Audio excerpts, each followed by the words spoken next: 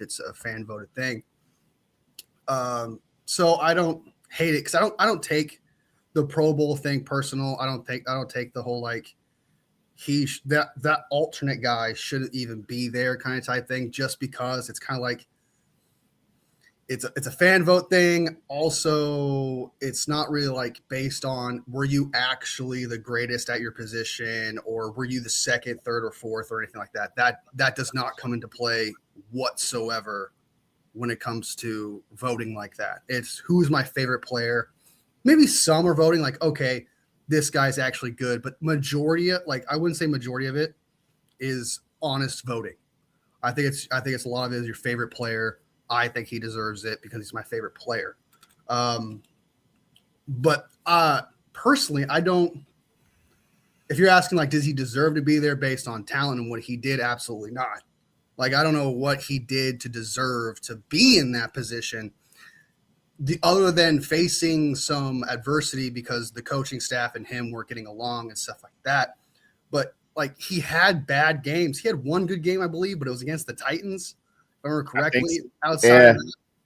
Outside of that, he wasn't good. There's so many other quarterbacks I feel like that probably would have been a better option than him. But at the end of the day, I think it's just not to sound like Debo by saying that.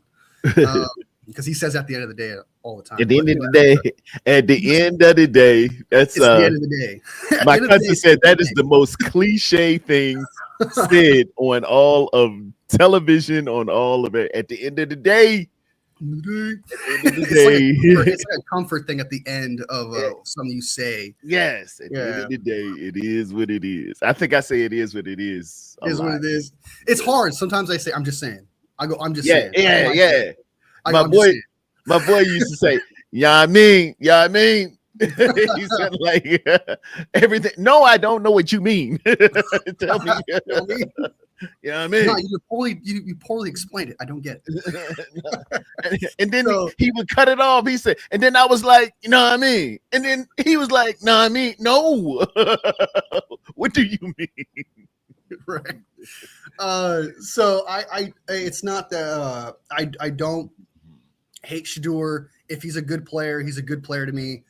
There's players I don't like that turn out to be good, and it's like, okay, I got to give him props. I'm all for doing that. Like Sam Darnold, he balled out in the NFC Championship game. Got to give him props for that, even though as much as I hate doing that, right? Because the whole Brock Purdy, Sam Darnold comparison thing. I'll be honest with myself. I don't think Shedeur Sanders deserves to be there, but I don't. There are some people that are taking it way too personal than they should. Yeah. You know, it's not like the voted on all pro Bowl. That is more important to me.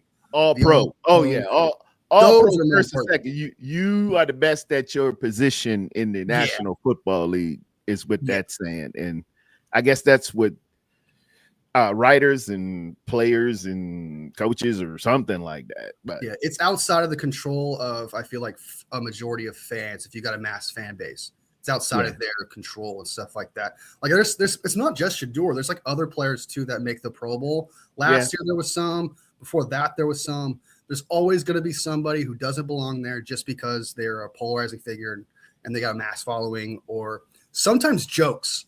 Sometimes people are like, let's jokingly vote for this guy, and it just happens to happen that way. I think that happened one time. I don't remember what it was. Jake Brendel made it a couple of years. Jake Brendel was a Pro Bowl replacement. And I want to specify. I keep saying, I'm going to keep saying this just so I don't sound like a hater, because there's a fine line when you talk about Shedeur, good or bad.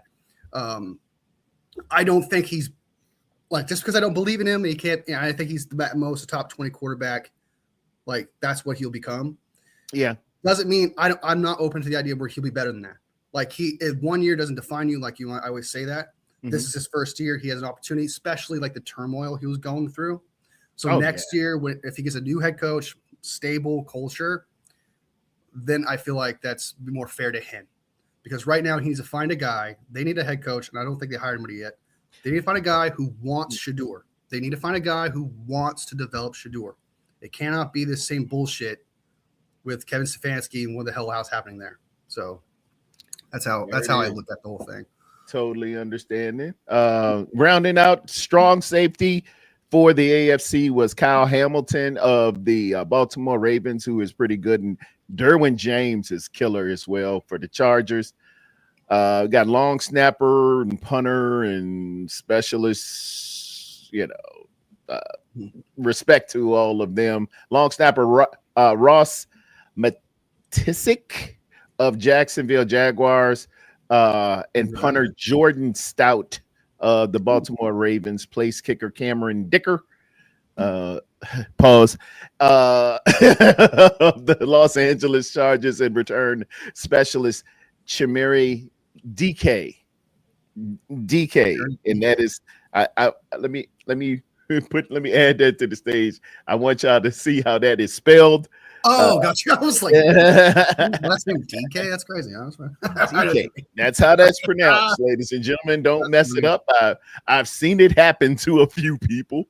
YouTube, don't flag me. This is just his last name. His name is Chimere DK, and special teamer Ben Skowronek of the Pittsburgh Steelers. Speaking of which, they had a hiring, ladies and gentlemen. Pittsburgh Steelers have hired who they have Mike McCarthy. And before I get to that, coming to the stage right now, ladies and gentlemen, my cousin Ellison Burley is in the hizzle. Ellison Burley, ladies and gentlemen. What's up, man? Watch that camera. What's good? Clean that camera. Y'all see me? My bad. What's good? All right, go ahead. Sorry. What's up, It's man? all good, man. What were you about to say there, Wolfie? So remember last time where I told you you get to gloat towards me because I was wrong about something that you get to be happy about. Oh, right do I need to put up Hugh and ITY? But go ahead.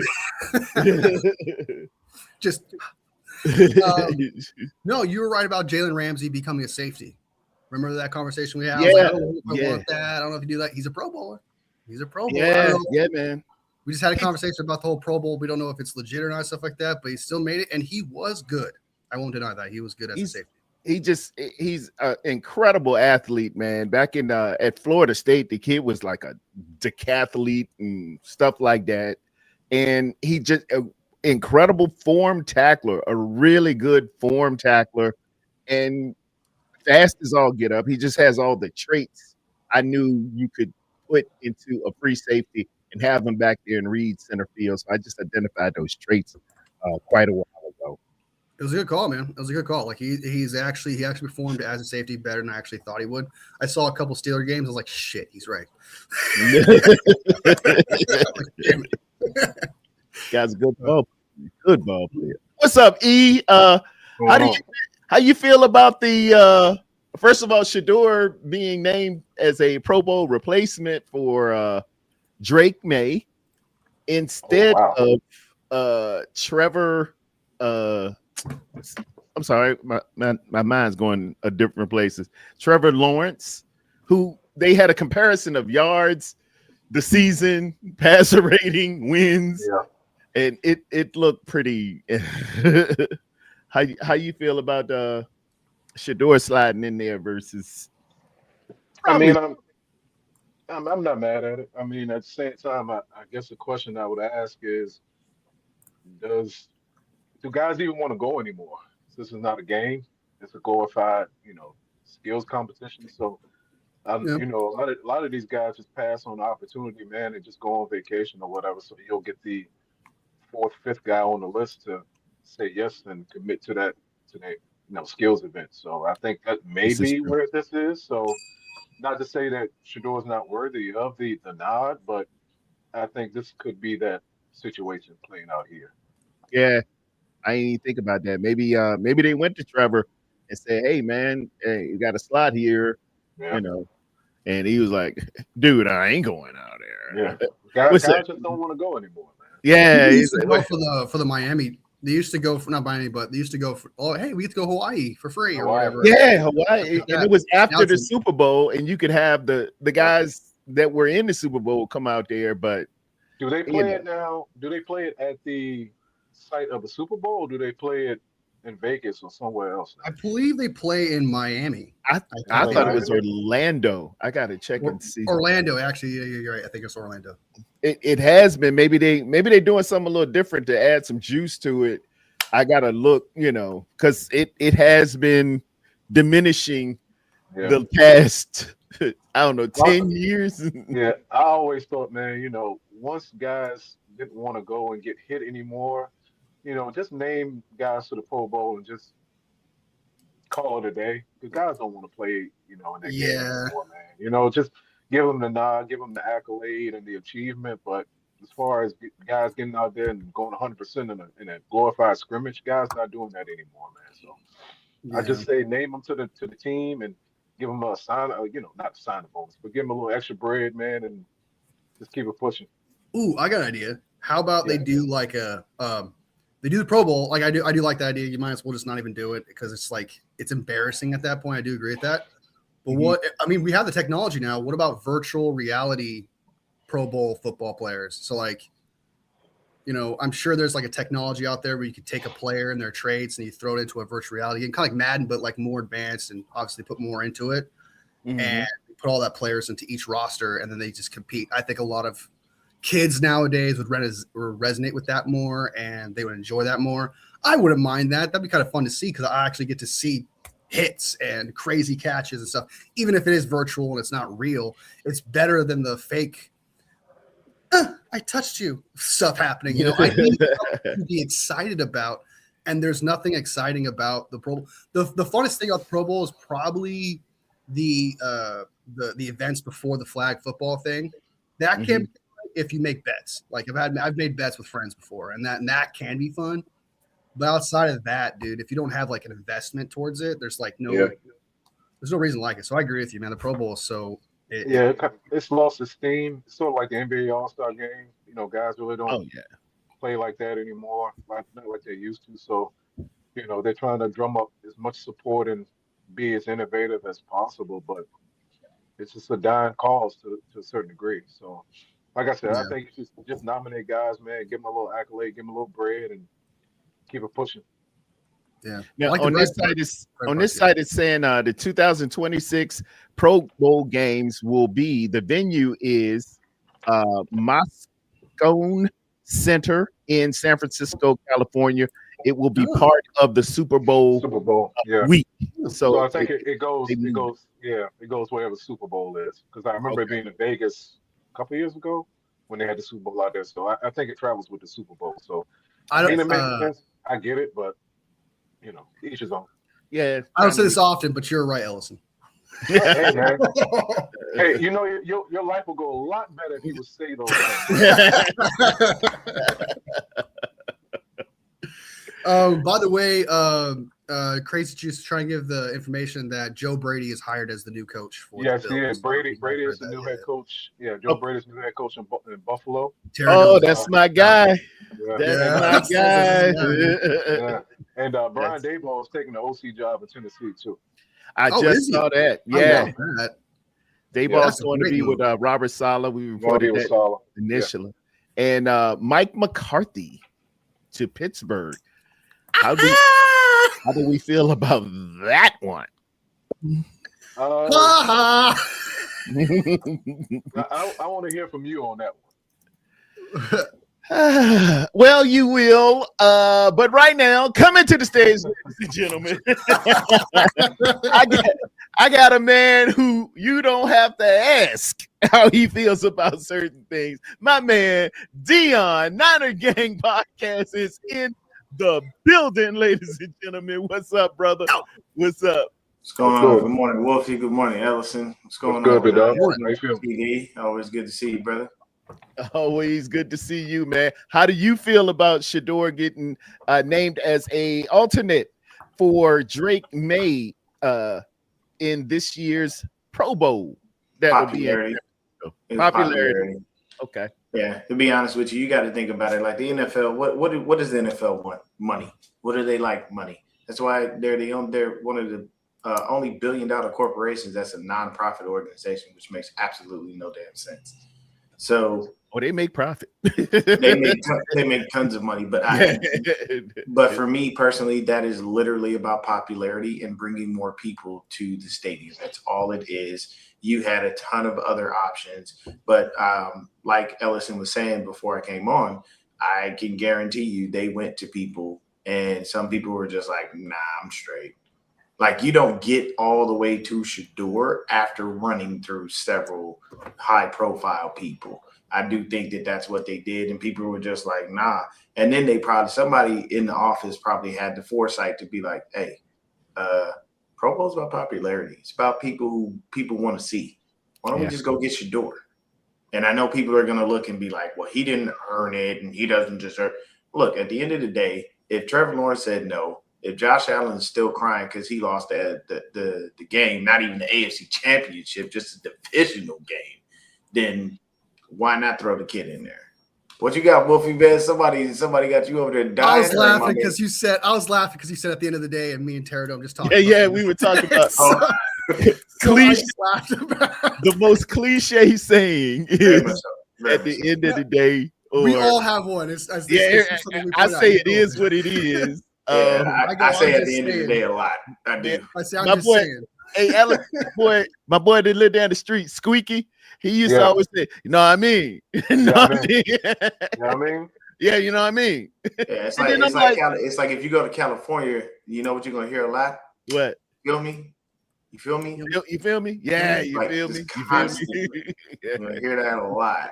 You know, I always felt that was like an invitation. I never felt comfortable saying that. Like I've never. I live in Southern Cali. I've never been okay. I know what you're talking about. They do say that, but I've never been okay with. You feel me? You say whatever the heck you want, man. Please. People are that's different. If somebody, at the end of the day, bro, the lingo is the lingo. No matter where you go, believe me, I know and understand it. I've seen it a million times. Like, I've been in different places. Like, when I went down to the South some years ago, I had to adapt my lingo to match what they were doing because I was saying stuff. They were looking at me like I was out of my damn mind. Like, you have to down here. You have to down here for sure. When in Rome, speak as And so I literally was. I was short and stuff. You know, I wasn't trying like too hard, but I would just say the word just the way I would say it. So that way they knew I wasn't trying to, go down there and be disrespectful to the way that they speak because people get offended real easily. You know what I mean? So I'm like, okay, whatever. But, the only thing I didn't like about being in the South was being called Pretty Ricky. Pretty Ricky. Yeah, you definitely Pretty Ricky, boy. You Pretty Ricky. It had me wanting to punch everybody under the sun because I'm sitting here. I've already been called a pretty boy for most of my life. People Pretty Ricky, and the minute you get that moniker, people want to try you.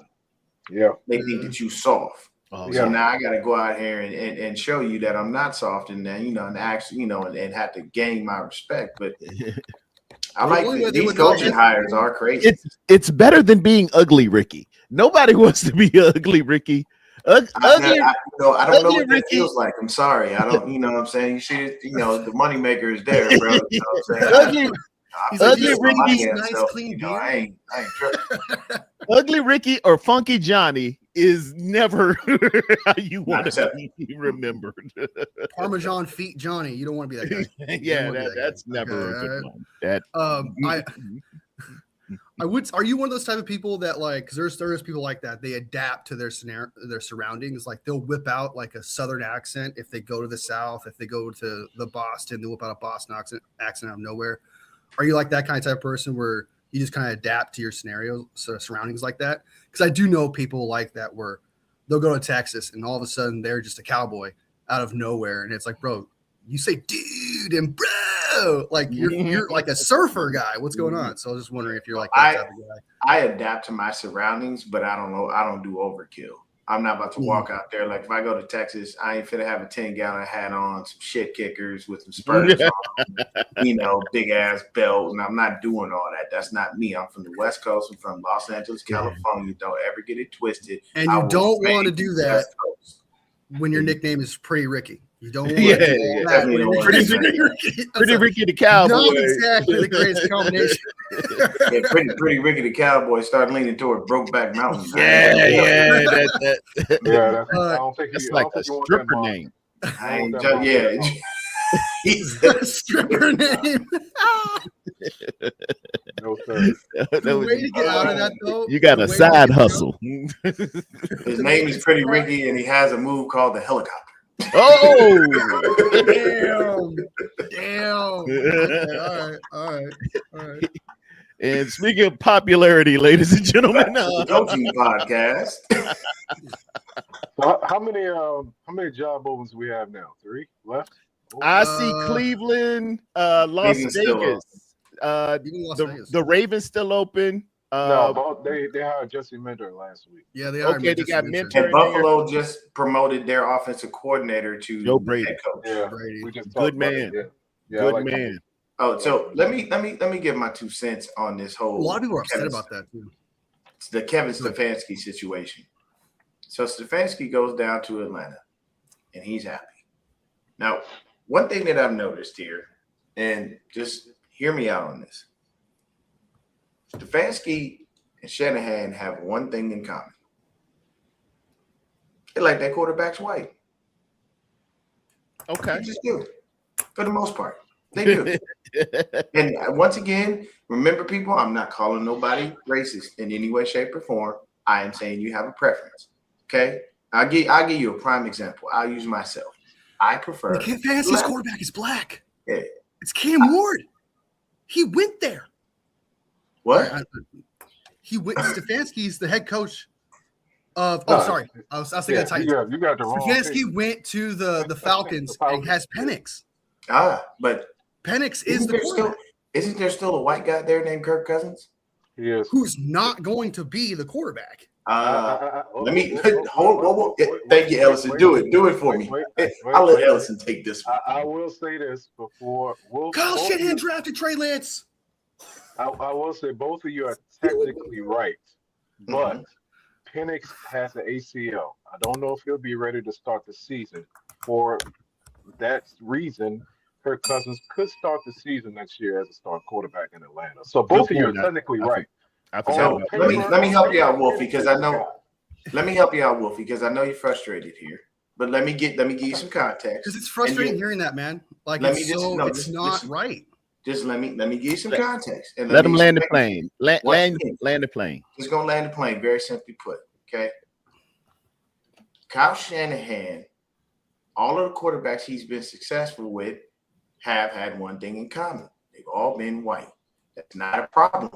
They're all good. Most of the quarterbacks were fairly good. Matt Ryan was awesome. Matt Schaub was a good backup. You know what I'm saying? Look what he did with Mac Jones. Look at the small time that Sam Darnold spent here, and now that man's in the Super Bowl. Look at all of those people. Now, let me give you the other people. Donovan McNabb, Robert Griffin III, and Trey Lance. And this is all Kyle.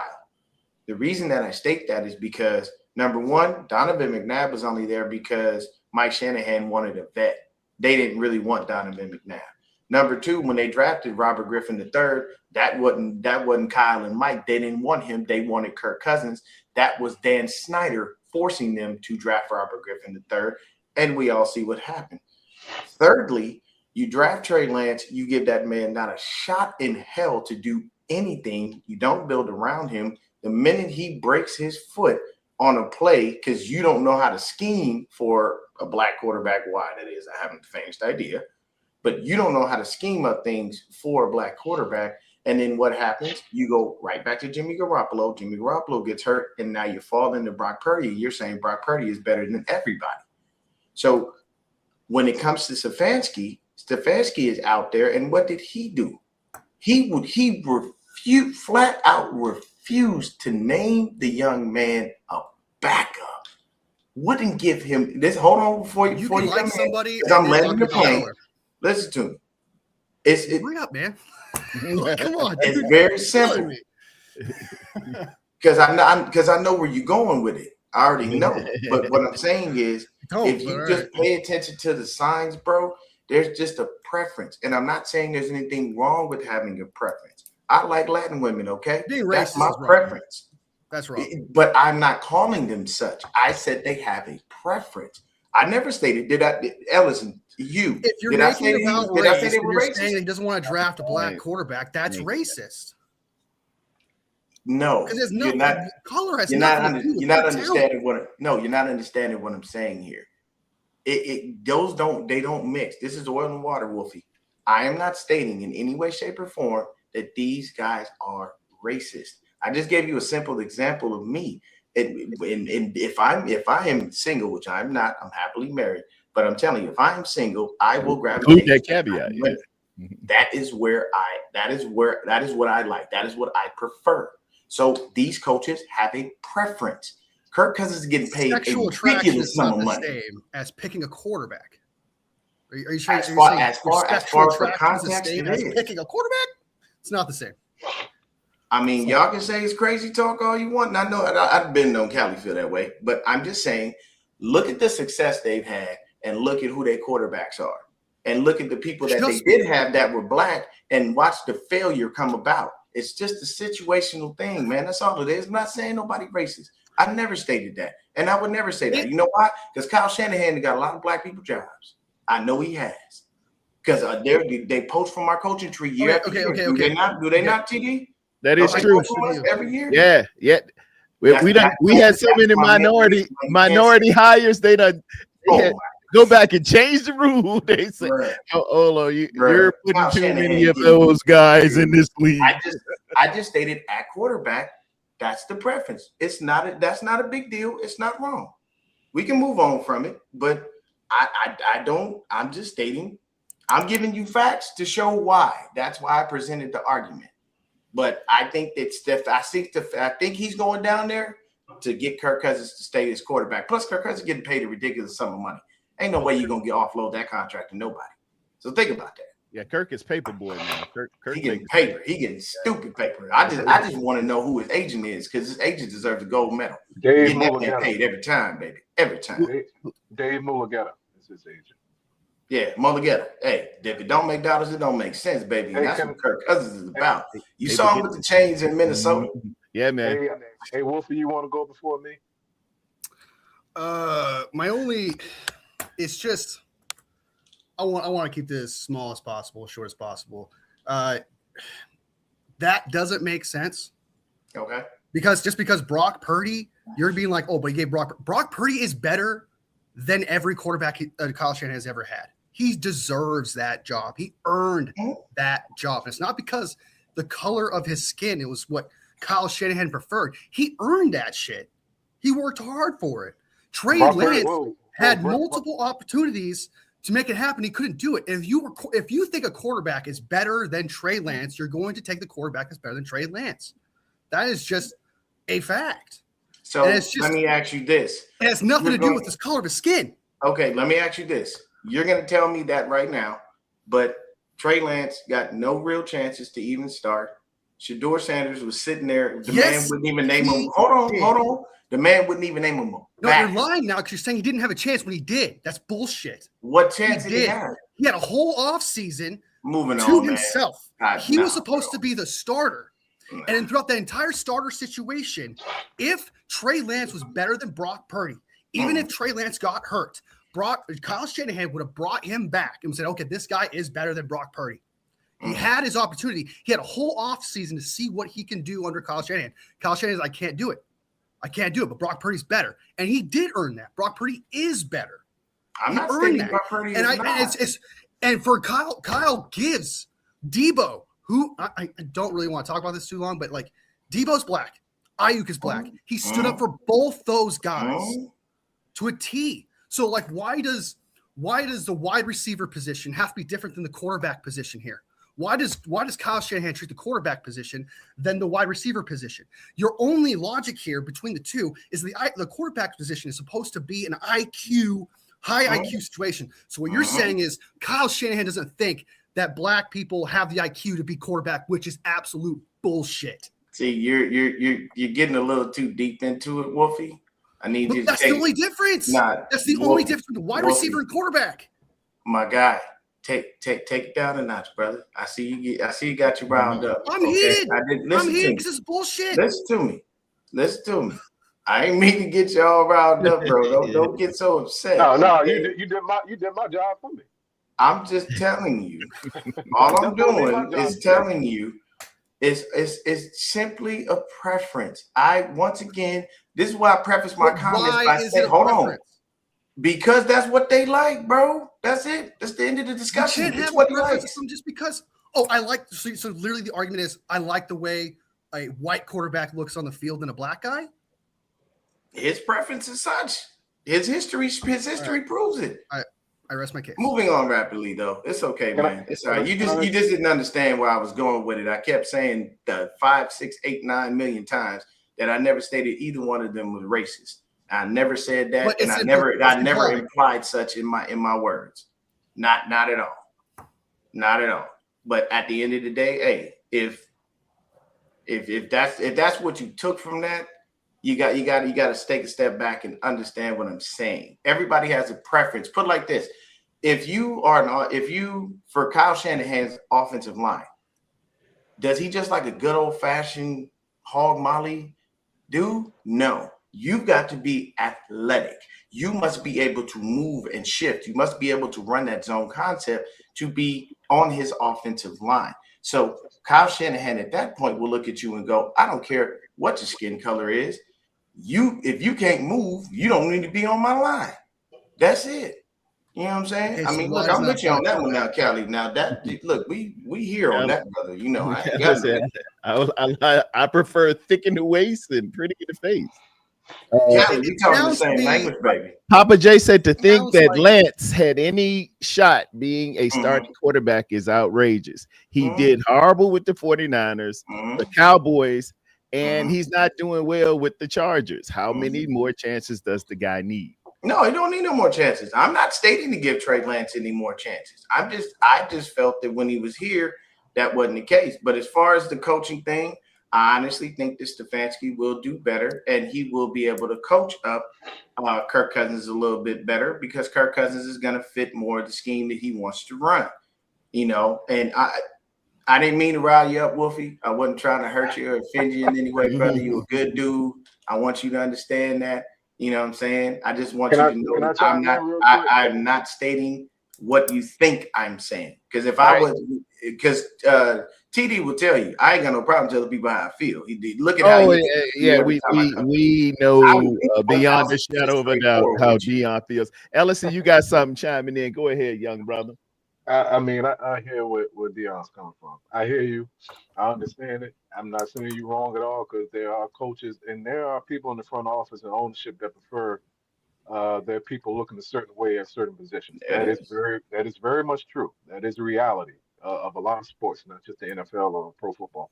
But in this case with Stefanski, I don't know. I can't go that far as to say he doesn't want a black quarterback or a quarterback of color. I just don't think he prefers Shador. I just don't. He did. He did have Shador, Deshaun Watson.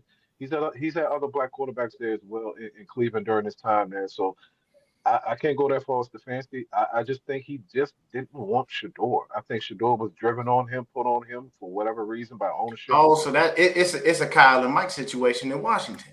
They didn't want RG3, but he was forced to. They didn't want RG3. Yeah, I got you. Okay, it's not that they didn't like RG3, but he wasn't their first choice as they had to take a quarterback that year in the draft. So Wolfie, I understand both sides. I understand both of you guys. Yeah. But in Stefanski's case, I don't think race played a part here. Now, I will agree with you. We get into the summertime and Michael Penix is 100% ready to go in training camp, and we got a quarterback competition, and all of a sudden Kirk Cousins is named the starter. Now we have another conversation. But until that happens, I don't think Stefanski. I think that's a little bit overdrawn. Okay, I agree with that. If you can give me some, if we go into the Atlanta Falcons, right, and we go into the offseason, Penix comes back, and there's this same shit that you saw from Shador with the whole Shador stuff with the Browns, and the same thing's happening with the Falcons, then that's a trend. Then there's an issue here, especially since the fact that he chose to go there, right? He chose to, it's not like the Shador was forced upon him, right? Or anything, or wherever it may be. He chose to have these quarterbacks. Yeah, you know who the guy was. Yeah. So if you start to notice the favoritism towards Kirk Cousins and like, Penix may not even be the backup, or like the ignoring, completely thinking like Penix is oblivious, he has no shot or anything like that, then I'll be like, okay, you got some evidence here, because then there's this trend of this guy constantly trying to shove the black quarterback back. You know what I mean? But let's not get out of the realm of possibility or actually reality. There are a lot of situations throughout the league to where people of higher standard want someone looking a certain way at certain positions. The New York Giants and the Dallas Cowboys have not had a predominantly black quarterback for I don't know how long now. So I think that is not out of necessity or out of the roster. I was like, Dak's black. Let's just say, yeah, he pretty black. He's black. Okay, dude, no. Ellison had me crying. His facial expression. I want to put a little stamp in his name is he ain't the blackest of black, but he black nonetheless. His name is Dakota Rain. Okay, his name's Dakota Rain. Yeah. If he put it to you like this, he is black. If he gets pulled over by the cops, he's a black man. Okay, fine and dandy. Y'all are right. But at the same time, it's not like Jerry Jones putting somebody who looks like Tyreek Hill back there at quarterback either. Keep that up too. Yeah, Lamar Jackson ain't. No. Isn't he like best friends with Deion Sanders and this is not cornrow. No, it's not. Full Rob Parker is crazy. Has to be cornrow black. I'm gonna ask y'all this question because I'm curious to know, what do y'all think about Saleh going to Tennessee? Well, he just picked up a good OC. He's got Dayball coming. They got some draft capital. It wasn't the ideal place. I did the matrix of looking at ideal spots, and it ranked middle of the way down. And as we see, the last three spots are Arizona, Miami, and Vegas, and that's how my scale kind of rated to. And Cleveland, Cleveland is down there too. But did y'all hear what Cleveland got these people doing? Personality tests and all kinds of ignorant crap. Like, what, bro? This is why you ain't gonna get nobody to do the job. Cleveland, they don't want to do Cleveland all go Cleveland. Cleveland go Cleveland. They gotta do that. And at the end of the day, he's probably gonna get fired in another couple of years. I'm not, all the openings that you had this off season. I don't necessarily know if you go actually get the prime candidate you want for. You should have probably just kept who you had in a lot of these positions, a lot of these situations. Outside of the Giants, I think the Giants moving on was something they needed to do. That just wasn't. Dayball wasn't doing much of nothing. I mean, they got front office issues more than coaching issues in New York. True, that's just me. That one was terrible. I thought Saleh was head and shoulders ideal fit for Pittsburgh. I really did. I Pittsburgh and Ravens. I thought both those. I saw Pittsburgh. That's a good one, Wolfie. You're right.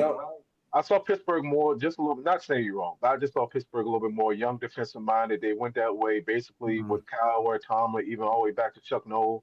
Like they're always the 30-plus defensive minded head coaches. I thought Saleh was tailor made for Pittsburgh. Baltimore's not a bad option either, but I thought he was tailor made for Pittsburgh, honestly. But and going back to Mike McCarthy now as being that coach, we'll see. We haven't got Tarrerdome's reaction to that yet. That's right. It's Mike McCarthy, man. He gets a lot of. If you think about it, he's been associated with nothing but some of the best organizations in all of football. He came out of the 49ers organization. He went to the Packer organization, the Cowboys, and now a Steeler. If anybody gets bites out of the apple, it's Mike McCarthy. He's been you like it? You like this move? No. I'm just saying some people get nice, landing spots, while others have to go to Tennessee. I'm just saying. I'm gonna say this. for Mike McCarthy, what he just did was he solidified a job for at least the next 15 years because the Steelers don't move on from coaches. He We ain't all gonna be know there this to 15 be years. true. That man's 60 plus years old. He gonna be there 15 years. Well, I'm just saying he solidified himself a job until they basically kick him out. Yeah, probably. Or until he has a heart attack, one of the two. It's a stable organization. I mean, they're known for their I'll say, stability and their, their forethought. Look, so for the Giants with them hiring Harbaugh, I think it works. Honestly, with Harbaugh, I think the situation was very simple. I think it's more about culture. His message was old, it was stale, and the Ravens were tired of it, along with the fact that you had Lamar all them years and you never got to the Super Bowl and you never won one. So it's that was probably the reason that John Harbaugh is in New York now. New York has a pretty stout defense. He can do some things with them. And all he has to do is focus on getting that offensive line to actually protect Jackson Dart. And he's got himself a nice little three-headed monster. You got Dart, you got Scatterboo, you got Neighbors. Yeah. Like, you got to do is get you a solid tight end and get you a good number 2 receiver. You still got to get a quarterback. You can start turning things around in the NFC East, which we all know is an easy. You say need a quarterback? He still need to get. They still need to find a quarterback. You don't like Dart? You don't think Dart's got? You don't think Dart's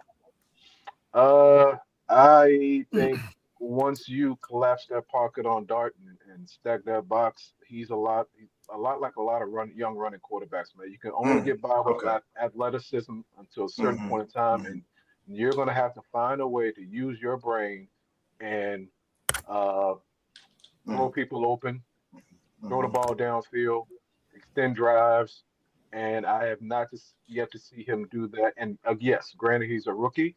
I didn't see that at all at Ole Miss, and I think he still has a long way to go in the passing game. Okay. Yeah. His problem is that he just I like the talent and stuff like that. I think I don't know if I necessarily agree. Like he runs and stuff like that. I do agree. Like you say, he's a rookie. He needs time to develop to get better at that, recognize those reads and stuff like that.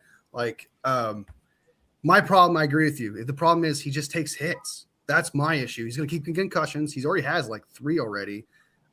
He doesn't take care of his body. That's my issue with Jackson Dart. I like the way he throws the ball. I like some of the decisions he makes.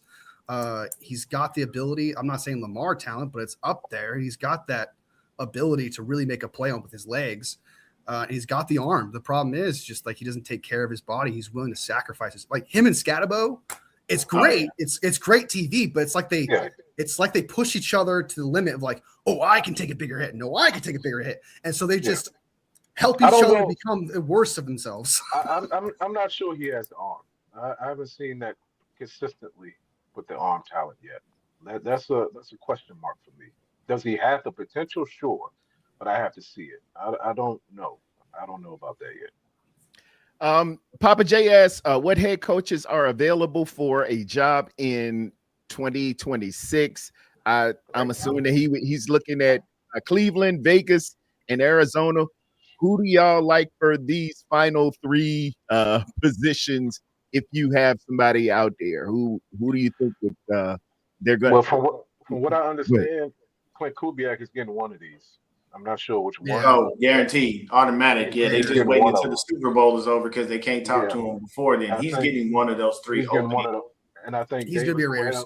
Davis Webb, the OC, the quarterback coach in Denver, he's getting one of them too. The other one, I don't know.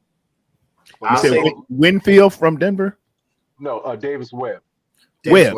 Okay. Davis Webb. Yeah. Oh, so you know what? I'm gonna say this, and this may shock a lot of people. I like Clay Kubiak to the Raiders, and here's why. They ain't never had a good offensive mind in years, and Clay is actually. You're talking about Josh McDaniels. He's great. Yeah, and look, in New England where the system actually works for a change because it don't work nowhere damn else. I don't know why, but he can't. Yeah. He couldn't do it in Indy. He couldn't do it with the Raiders, and I think he pulled out of another previous head coaching job because he Colts one. Do it. But I'll say this: I think him with the Raiders is going to be great if you get the proper defensive coordinator, and you can get you. Honestly, I'm not gonna lie to you. I would say, well, look. Okay, I was saying wherever Saleh went, he should have grabbed Mike McDaniel. That's what I would have been doing. If I was Saleh, I'd have been calling Mike. I'd have been, hey, look, Harbaugh beat him to the punch. Come on with me. Because you have to think about that. If you put Saleh and you put Mike McDaniel together, that's a serious 1-2 punch. Harbaugh went to the charge. I mean, McDaniel went to the charge. He went to the charge. I'm gonna tell you right. I think he was on the phone with him as soon as they fired him. Let me say this about the Chargers too. The Chargers had the same issue that the Niners do, bro. Consistent injuries year in and year out. The only issue with the Chargers is it's always their O-line. We have it everywhere. It don't matter who it is, what position it is. Hell, you could be the towel boy and tear your ACL on our team. That's just how bad it is. But with the Chargers, their O-line is always the place that they get injured. I don't know why. Which brings us to our topic du jour here. I call it Substation Zero. Gentlemen, this has legs. Joe Rogan's talking about it. A lot of people are talking about it. That substation is messing up my ball players. That's the long and short of. Nobody could tell me anything else. I said, was it the diets? Is it the stretching? Is it something? They said it's something in the air. Those low modulation sub-frequency electromagnetic field over there near Levi's, that big old substation is putting out too many amps, and it's tearing the collagen and some of the breaking down the ligaments and the giving weakness to tendons, and our stuff's 6 times the rate of the average injury report for the NFL. Something is wrong. Something's amiss. Wait a minute. Tarrerdome, you're making my eye twitch, dude. No, you serious, right? It's a real. No, this is a real report that people have come out with. Yes, people have tried to find evidence to give this legs. Let me say this, and this is exactly how I feel about this. Since Kyle Shanahan and John Lynch have been here, we have been one of the most injured teams in the top 10, at least top 5 that are alive. In injuries every year. And you know why that is? Because they don't know how to hire a proper training staff. It ain't got nothing to do with no electrical substation and all that crap. It's the fact that they suck at hiring training staff. The people in place right now do hockey. What in the hell does hockey have to do with football? Not a damn thing. Okay? Like they don't know how to hire the proper training staff to keep these players healthy. I don't think this has any real legs. I've heard the situation. I've seen all the evidence. To me, I don't think that makes any difference. I feel like it's 2 things. One, they can't hire a training staff to save their life since they've been here. Everybody would agree with that. And 2, stop drafting injury-prone players. When you know they got an injury history, maybe that should be a red flag. Maybe you should listen to your scouts when they told your dumb ass not to draft Solomon Thomas and you did it anyway. Maybe you should listen to your scouts when they tell you. You said what? That was because of talent, not injury prone, though. Talent? Injury prone. Yeah. What talent? They draft. It was lack of talent that made lack him of talent for them. Well, no. I wasn't correlating it to that. I was just throwing that in, because it's just it don't make no sense. Yeah, no. Yeah, no. It literally is just a situation where they do not know how to hire proper training staff to keep these guys healthy. It has been the most annoying thing since we've been, since we've even been at Levi's for that matter. But it just doesn't make sense. But to me, I don't know. I give up on this electrical substation. I just think that it's incompetency between John and Kyle of not understanding how to hire the proper people to keep these people healthy. There are teams that go through years where they don't have, injuries this crazy. You're going to have little banged up stuff here and there and whatnot. No, Pearsall was injured in college. Do your homework, Callie. Yes, he was. He got injured. I think he got injured one time. That was at the end of the year, right? In the shoulder injury. But what I'm saying is a lot of our draft picks have injury history. Look, okay, I'll give you Kinlaw. Kinlaw did. Yeah. Oh no, I give you one thing right now. I don't know why he's still here, and I wish they'd get him gone. Yetur Gross-Matos. That man spent more time on the sidelines than he do on the field. I'm tired. Hey, I wanted that guy to work out so bad. Plays, tear his knee up, and then he ain't playing for 6 weeks. That's stupid. So I can't. 49ers Red Zone says I got hurt at the stadium. So I want to add on top of what Dion had to say here, because I do agree. I think the subject, everyone knows this. I think it's so like, come on, dude. Chase Senior, I hate you for even pushing this out there. I blame Chase Senior, by the way. Man, he made a compelling argument. Okay, so without like thinking it's ridiculous and just being serious about it, like, okay, I will take this seriously if you told me that the people, okay, because yes, the athletes are getting injured, but what about the employees? Because there's employees around that area too. And I promise you, there's employees around that area that work out, that push their body, that do all those things. Are they tearing their ACLs? Are they tearing their Achilles? Are they doing all those things? Or is it just players? If it's just players, then no. They don't play football though, Wolfie. I mean, you're still running. You're still making cuts. You're still like I bet you there's rock climbers. I bet you there's sprinters. I bet you there's all those things. And if you have soft tissue problems, you're gonna tear something. That means there's more than just, because it's not just football. Like you just run and suddenly you tear your ACL, right? So if you told me, show me evidence of other people who work out or around there, who live there, who push their bodies, and they tear their ACLs a lot, then I'd be like, okay, well then obviously there's something going on, because then it's more than just players. It's the people surrounded by it, and then it's like, okay, whatever. But from what I hear, it's just players. So I cannot subscribe to that, because I need more evidence than just players getting hurt, because this thing's been around since 1988, and the 49ers have not been this most injury prone team forever. And to add on to the whole to what Kyle Shanahan being here for the very first since being here, we've been like the most injury prone team ever, right? I just saw a post from Dre Greenlaw. He was in an interview, and he says, and it contradicts everything you hear about Kyle's work, because I hear Kyle's practices are hard. They're difficult. They push you to the limit. That's what I hear. Dre Greenlaw says otherwise. He says he wants you fresh. They don't push. Sean Payton pushes you harder than Kyle Shanahan. That's what Dre Greenlaw says. So Dre Greenlaw is saying that practices are soft. That's what he's saying. So if that's the case, I'm confused now. Like, is it because the practices are hard, and also the training? I do agree the training staff is stupid. Get yourself some football training staff. Fix that shit. That's stupid. Well, I got Chase Senior up here by the aforementioned. He said this is a big development. When Levi's Stadium opened, the electrical substation next to the 49ers field and stadium expanded, making it more powerful with potential 2,000% increase in capability.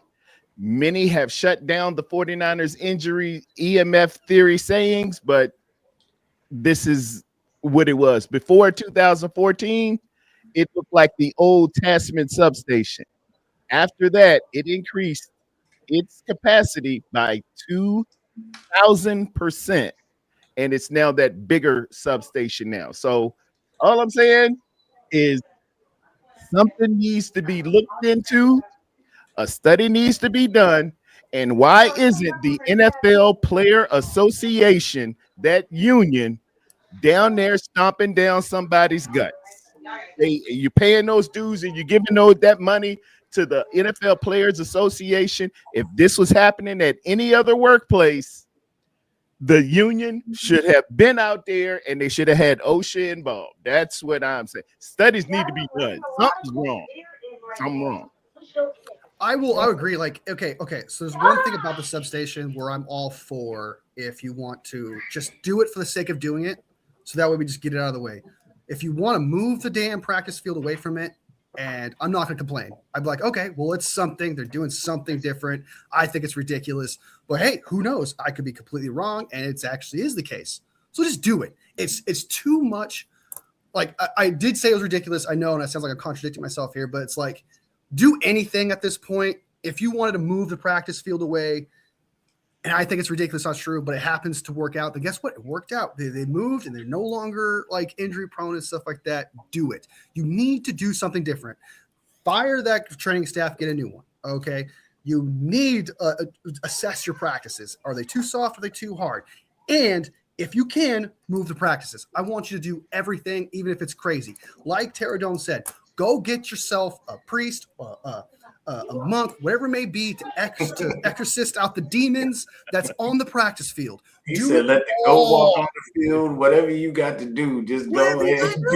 If we can't keep having these injuries, not at 6 times the rate of the average NFL team. That is something there. I mean, I know football is a valid sport, as 49ers Red Zone said. It is a very valid sport. People get hurt every year. They're going to be ACL tests, but at the precipitous rate, I like that word, that we're doing it, something's different. Yeah, that's way 31 different. Others are averaging 2 Achilles tear, and we are averaging 7. Something's different. Something wrong, you know. Hell, the only thing I would say is, and when I stated don't draft injury-prone players, is because we've drafted a lot. I can't give you the list right now. I don't have it off the top of my head. I have to go back to my notes. But we have drafted a lot of players who have injury history, and it's bad. Nick Bosa, oddly enough, had an injury history. We lost him twice to an ACL tear.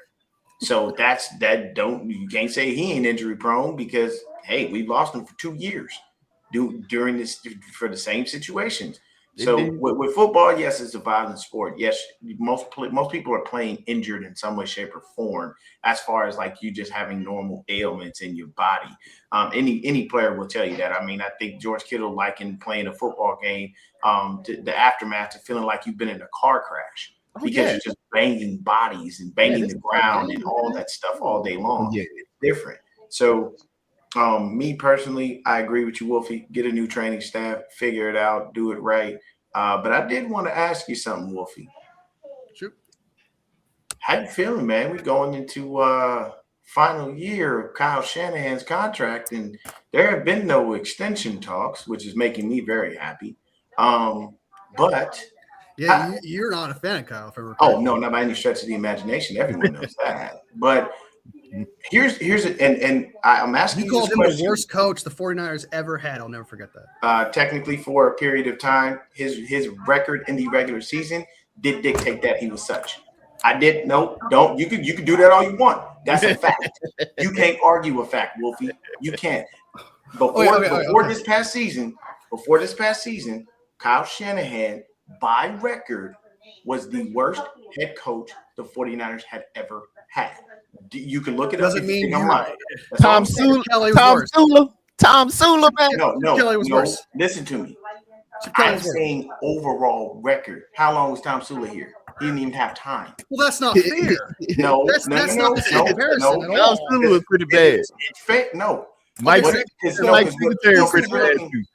I'm looking at overall performance, time, and record for someone who's actually had time here. If you're talking about the worst head coach we've had, of course, Tom Sula would definitely be by far that. Tom Sula farted at the press conference. I'm measuring it off of. I'm not measuring it off of me just saying this dude was just garbage. I'm measuring it off of you actually being here for a period of time and having the opportunity to say, I've been here for a long period of time. This is my record. By his record, that was the case. The other thing I was saying is, I'm asking you this question with this caveat.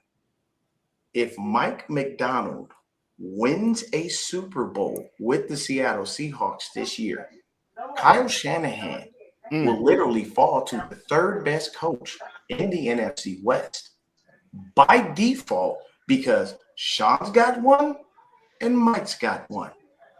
And now that's and Nick Sirianni's got one, even though he's not in our division. These 3 coaches did it in less time than Kyle Shanahan has had, and he's had 2 appearances. So tell me what you think about that. That's a big indictment. These other people have done it in shorter spans of time. They've been able to get the job done, and you have not. And you've had 9 years. So all the excuses of I had to build my team, I need to find McCoy, all those things have happened. And he's been there twice, and he's not gotten the job done. How would you feel about that? If you're looking at it and you're an owner, are you giving Kyle Shanahan a new contract? Yeah, he's good. He's good at his job. Did he not just have a coach of the year freaking year this year? Is he not? a candidate for coach of the year? You want to get rid of a coach of the year that outperformed his expectations immensely, like tenfold? Like, that's crazy, dude. I understand. He did have. I understand the Mike McDonald wins one and Sean McVay wins one. He's the third. I don't care if he's the fourth. If he's good at his job and he does things, he outperforms, and he does his thing, that's fine. I'm not going to get rid of Kyle Shanahan and then hope for the best that I get a top 10 coach. Hope that I get a top 5 coach right now. Like there is no option out there for that, especially if Kyle Shanahan gets fired next year and he's no longer coach. I don't see a offensive or defensive mastermind becoming available within that time frame. Also, yes, you never know. You never know. You never know. But there's nothing on the board as of right now. Nothing's popping off as top 5, top 10. If anything, they're all being poached right now. So, but who knows what's going to happen 2 years from now, 3 years? Yeah, a year from now. But what he does and what he brings to this team is culture that these players respect and love.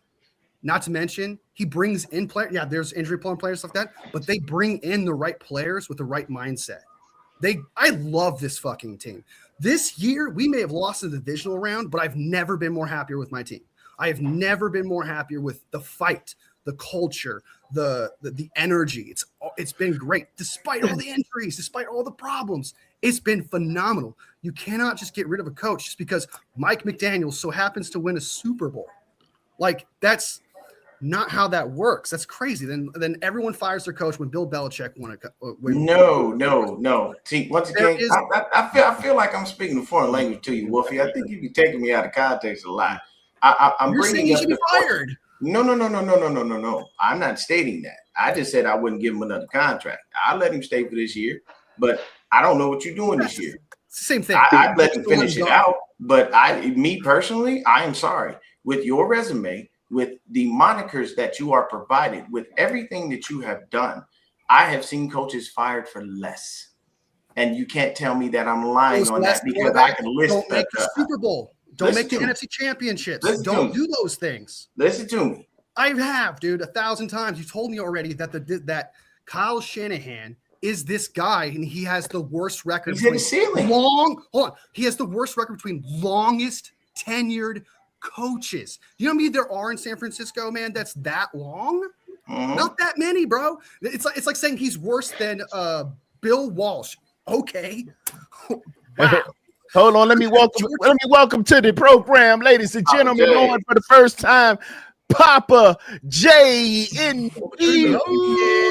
what's up, Papa J? Good what's up, guys?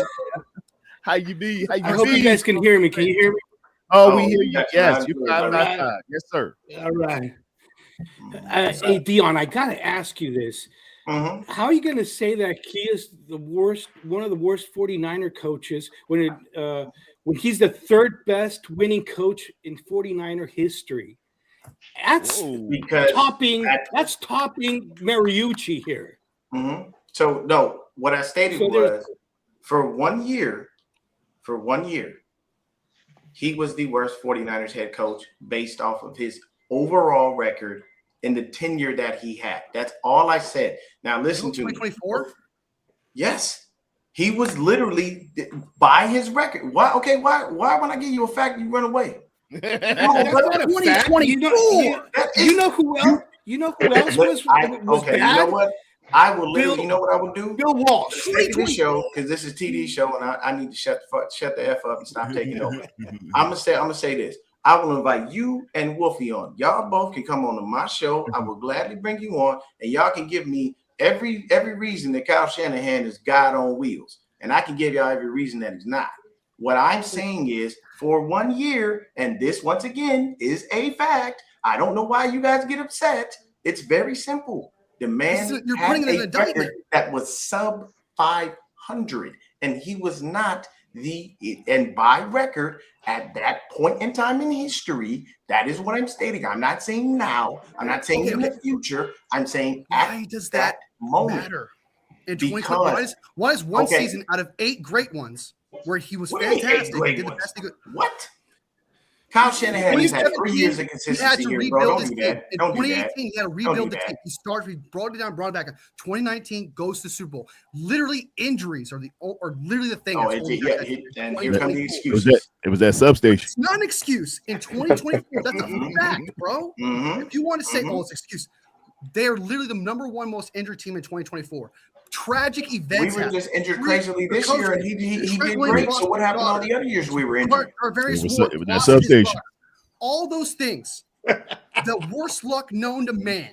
And you're going to say 2024 is an indictment on what he did after everything? I never said it was an indictment. I just gave you a simple fact, sir. Here's a simple fact. I think, I'm going to make a command decision right now. You know who need to get fired? That substation. Get that substation out of here. Okay? I think all of our problems is that substation. Go ahead, Alex.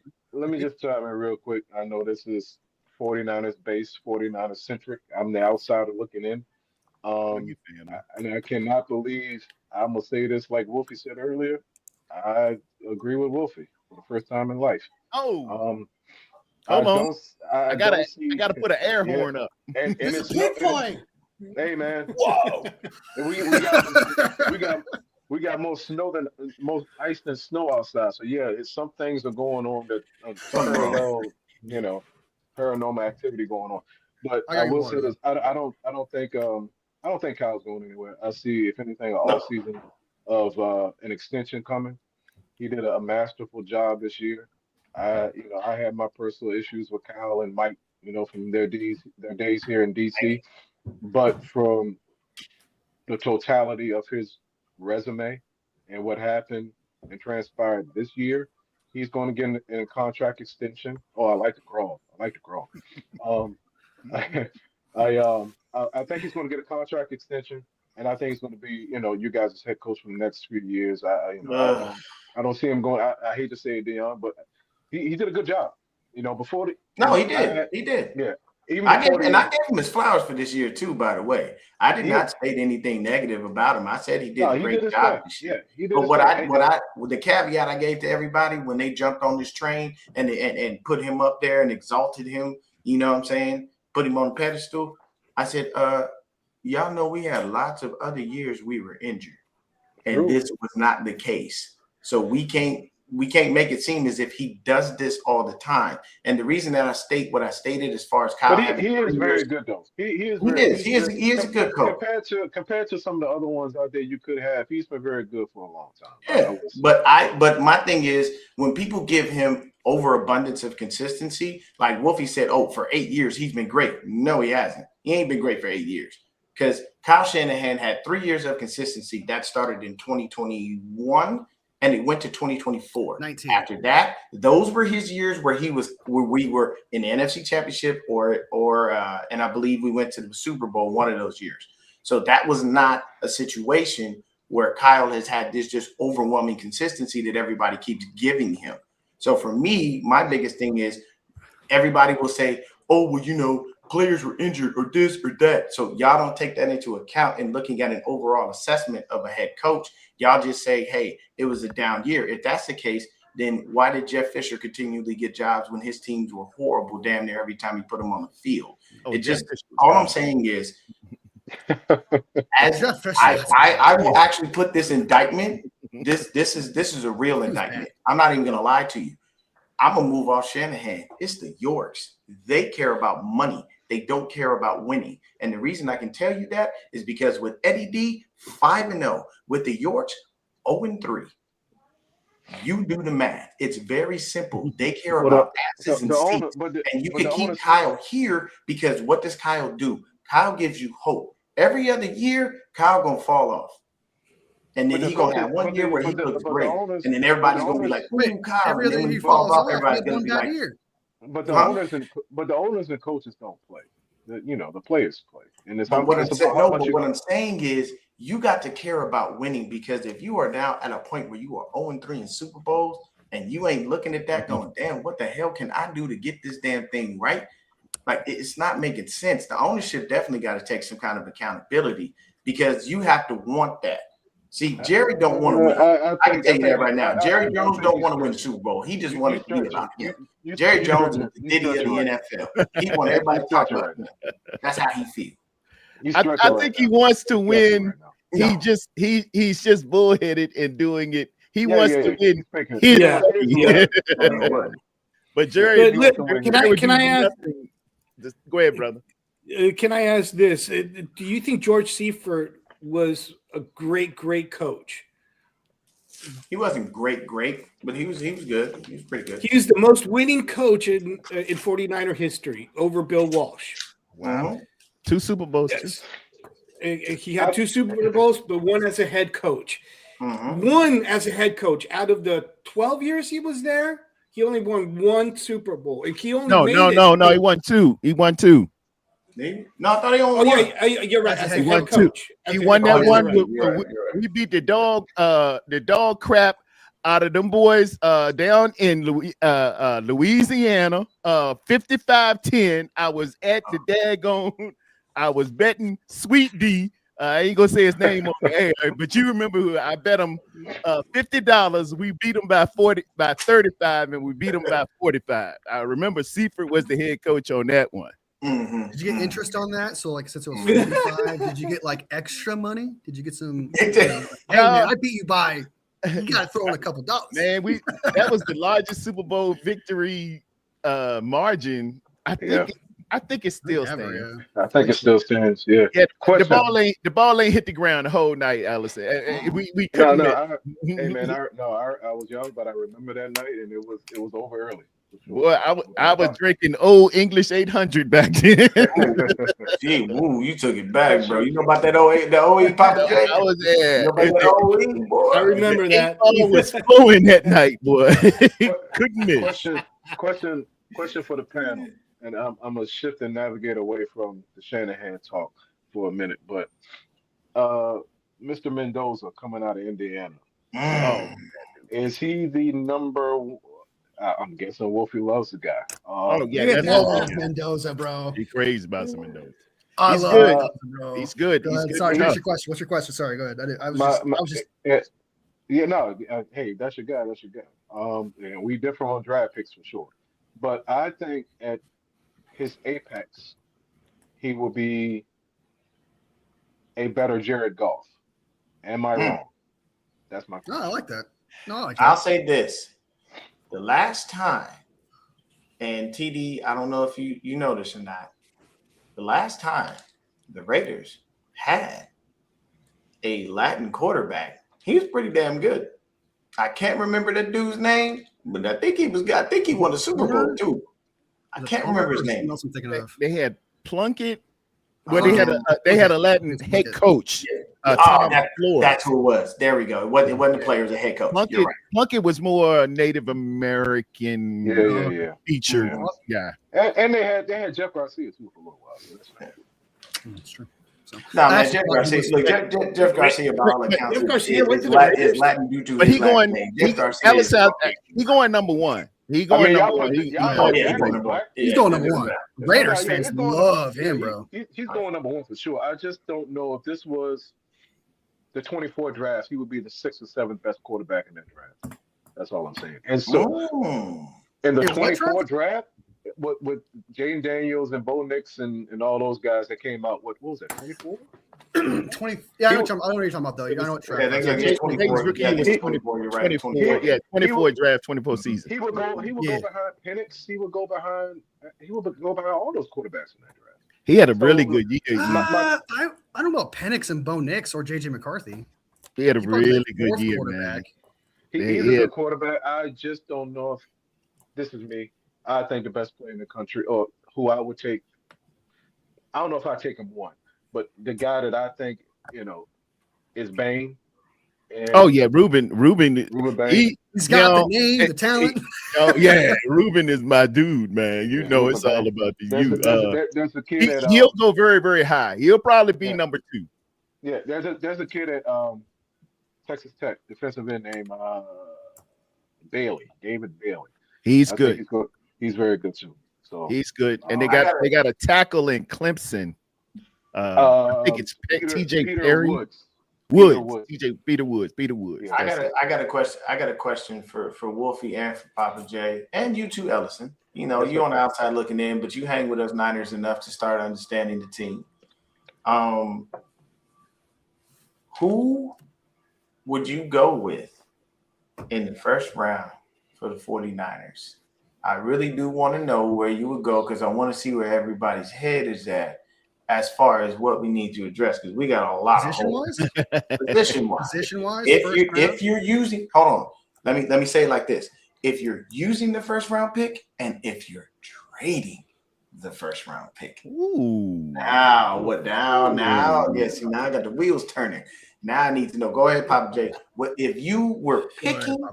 Who would you take? If you were trading, who would you trade that number one pick for to bring in and help us be better?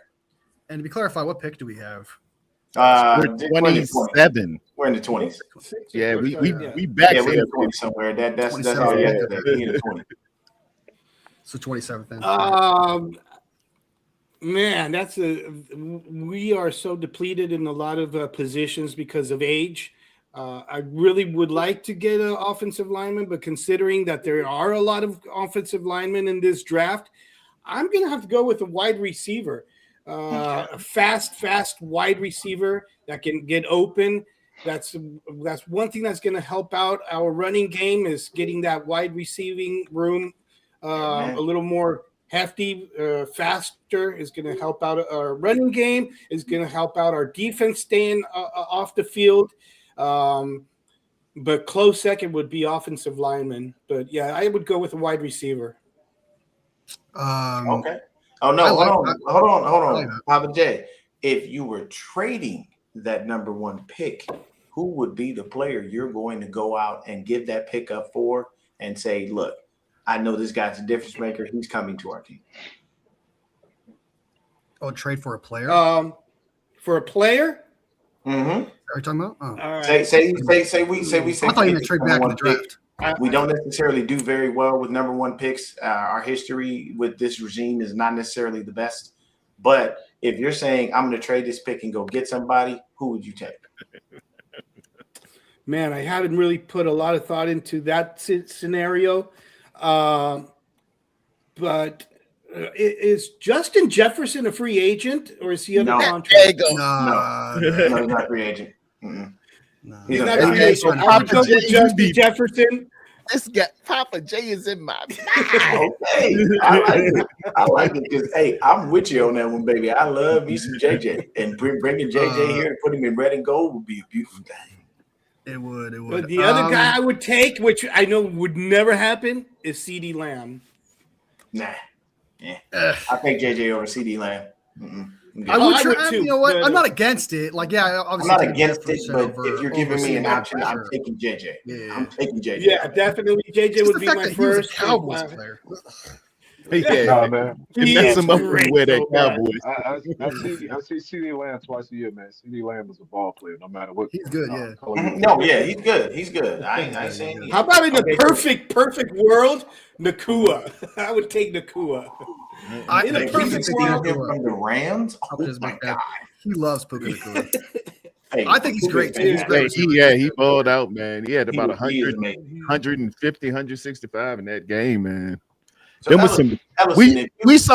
We saw some of the best receivers in the game in that NFC Championship, yes, and they're who we face two times a year. You know, each one 4 times a year altogether. The tandem of Puka and Devontae. I thought Devontae was the best receiver in the game. Yeah.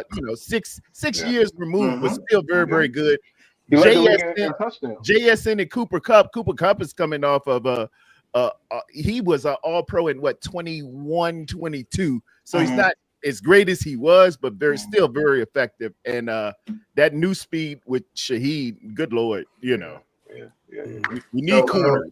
So Ellison, what would you think if just on the outside looking in from someone who's not in the building? What would you go with as a pick, and what would you go with if you were trading and say, hey, the Niners need this person's gonna make a difference?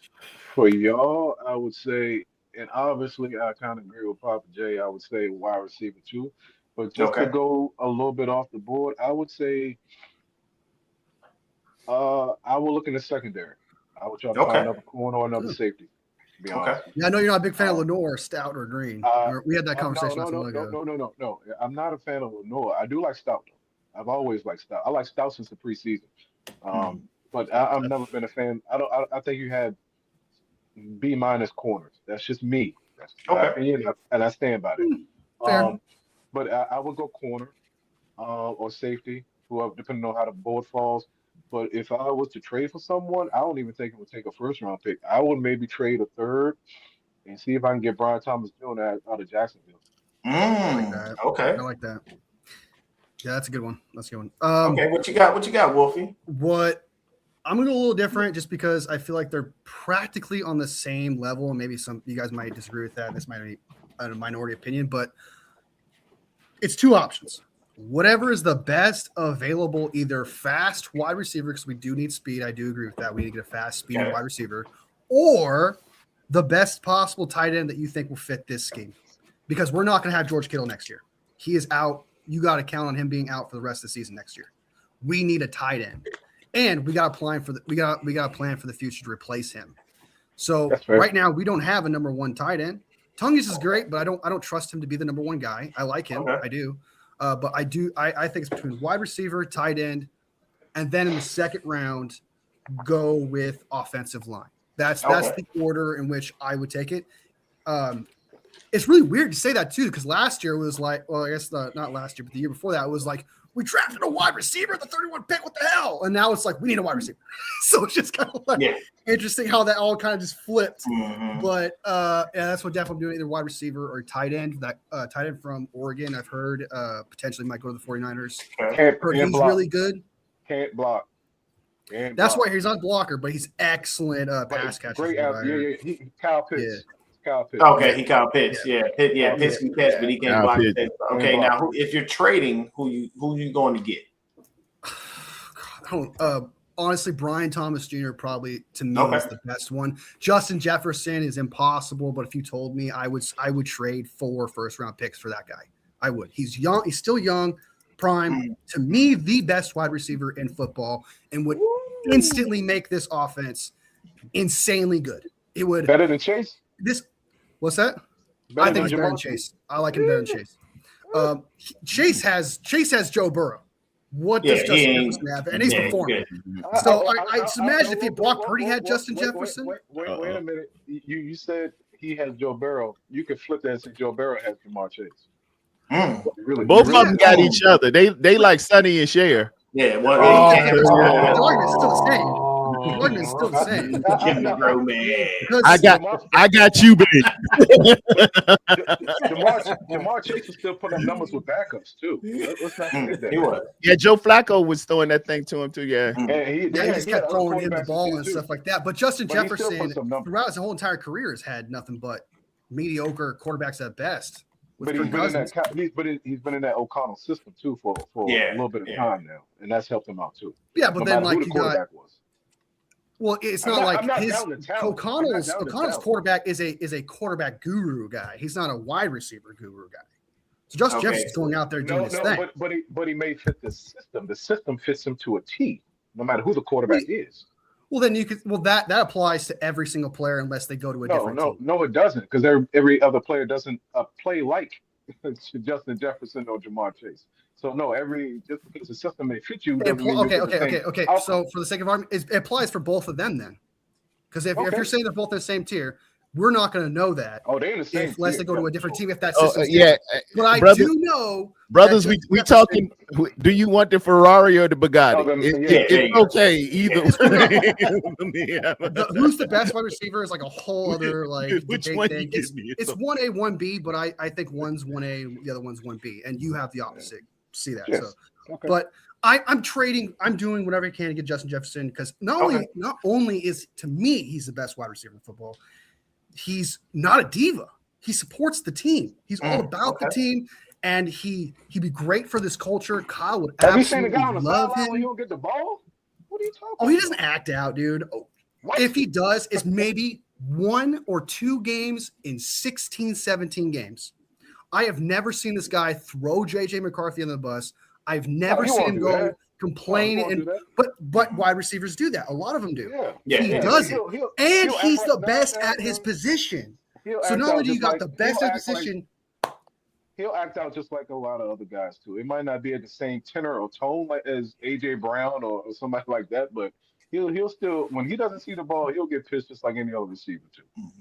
So TD, what's up? Let me get TD's take on this real quick.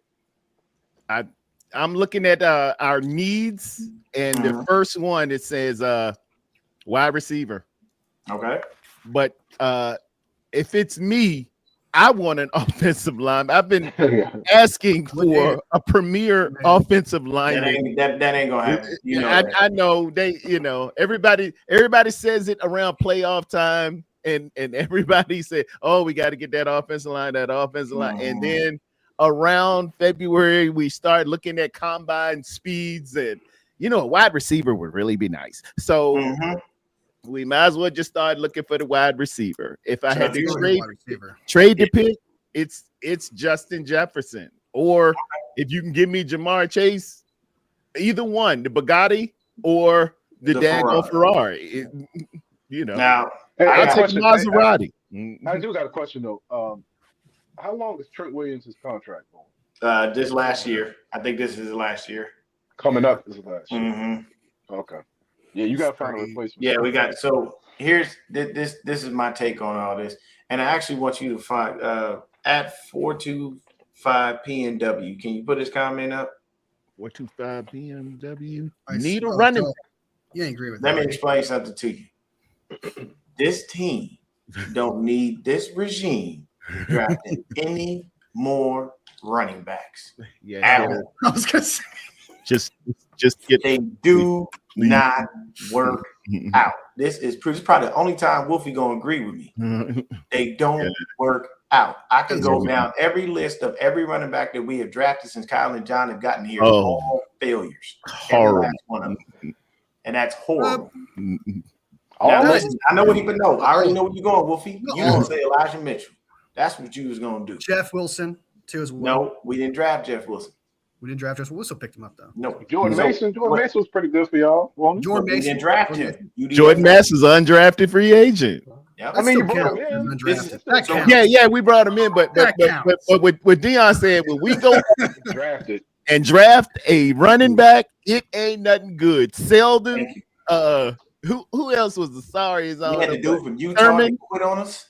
Literally quit on us. We went to college and we still drafted him because Kyle was pounding the table for him and he quit on us in the league. Man, Glenn Coffey left football to go be a pastor. I ain't knocking that, but so this is what I would say real quick. For me personally, we don't need to ever draft another running back as long as Kyle and John are here. Just don't do it. It's a waste of time. We do better with UDFAs. That's just my take on that. Just bring one. Don't waste the pick. Yeah, don't waste the pick. If you're talking about first round pick, and you're talking about like second and third. No. I'm saying in general when we drafted a running back ever. Yeah. It's We're hoping that with George James will become something. But we're hoping, but that's all we got is hope. But what I'll say is this. I agree with everyone on the wide receiver pick.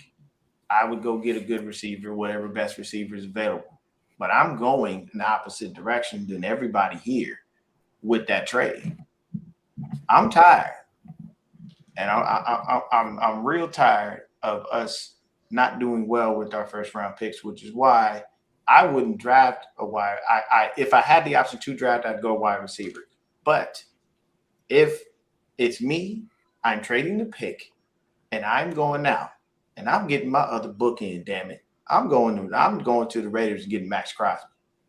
Okay. I'm tired of them constantly bringing in nobodies to go opposite Nick Bosa, and they don't last. They don't do enough. Max Crosby is the pillar of consistency. Yeah, man. What's that cap number? You didn't like. What's that cap number? Didn't like Bryce Huff next to Nick What Bosa? did he do? I liked him.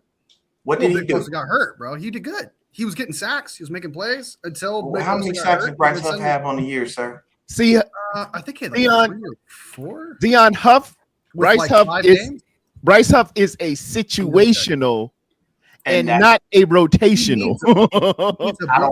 Definitely not an everyday. I want consistency and a mainstay, and that is Max Crosby. He shows year in and year out. I don't know. I'll take a look at the cap number. But I'll tell you right now, we'll find a way. We got Parag Marat. You know the cap is cap. The cap is cap, but at the same time, that's a lot of cap. Listen to me. Listen, but so I'll tell you why, Ellison.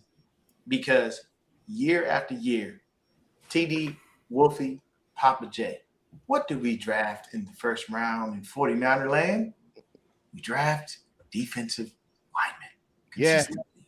We don't touch the offensive line. We drafted one wide receiver. All of these things. And speaking of first round, ladies and gentlemen, let me bring to the stage Reject Shell is in the building. Welcome to Jet. She has landed. The Queen of Queens. Let's go. In the descent in final and ended. I'm going to have to agree with Dion on this one because I don't see comparing Bryce Huff. He's not first pick trade material, but Crosby is. So yeah, I'm going to agree with. I'm going to agree with that. I meant like if you can get Max Crosby, I'm not going to be like, how dare you? I'm not gonna be like, I'll be all for it, bro. But I'm just saying I like Bryce Huff and what he did as on a like Tarrerdome said, situational third down pass rusher, go get the quarterback. He was good at that with Nick Bosa on the other side, but that's the caveat. You've got to have Nick Bosa on the other side. It doesn't matter. So if you want to trade Crosby, I'm all for it. What's that? What y'all coming to the table with? What does that deal look like? If that was to happen, we're talking multiple picks here. Multiple picks. I would do 2 firsts, probably 2 firsts, and then something else, and maybe a player. And a player. And a player. Because he is. How old is he? He's like 29, right? He's like 29, right? For Max Crosby, I'd give a first round, a third round, and Mac Jones. No, because the Raiders need a quarterback. Oh, you heard me. They're getting Fernando Mendoza. They're going to get Mendoza. Elizabeth, I'm coming to you, honey. I'm coming. No. Don't give away the house. Sadly, Mendoza's going. It's like one of those old Western movies. Oh, Lord, don't give away the storm. You said 2. What was that again? 2 first and what? 2 first. No, 1 first, 1 third, and Mac Jones. Oh no, that's 1 first. That's not good. That's underselling, yeah. Yeah, that's not I wouldn't trade Mac Jones though. I would not trade him at all because we need that backup quarterback and he can win his games. So, the Raiders need a quarterback too. For nothing less than a first. I'm holding, and they'll probably they'll deal a second, they'll deal a third. But if it's me, hey, you better pony up if you want Mr. Mac Jones. That part. You're giving up games, bro. You're giving up games. Bryce Huff, just for context. Bryce Huff had 4 sacks this year.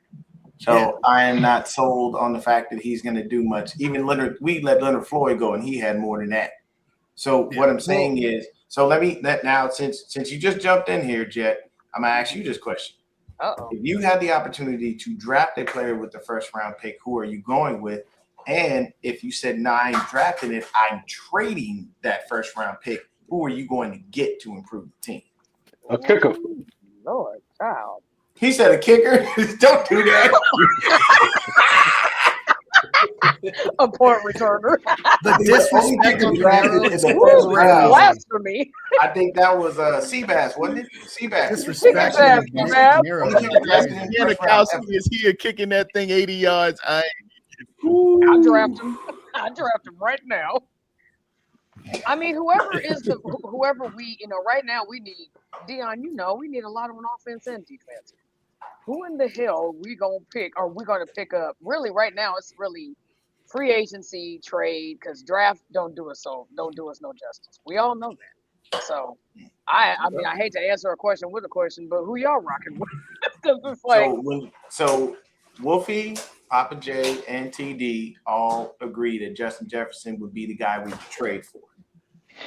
Okay. If you could, but I don't think it's possible. And they all agree that if we were to actually use the pick, we go draft a wide receiver. So we got to go find our own Justin Jefferson in the draft. Or go get the real Justin Jefferson in real life. To find a Justin Jefferson that nobody knows about. He's got to be like Nanu on a Disney movie. Okay, so get his doppelganger. That's how you do that. Got to play at the University of Zaire, and nobody. Hold on, TD. You said something. What show was that? With Paradise Island, where he was like Nanu. Paradise Island. Paradise Island. Nanu was Mork and Mindy. Paradise Island. I'm thinking, my bad. The plane, boss. The plane. Is fantasy. Yeah. I'm 30. I'm 37. Damn. My bad, man. I know this. I know you got to in there. Wolfie remembers Saved by the Bell. He came up on Teletubbies.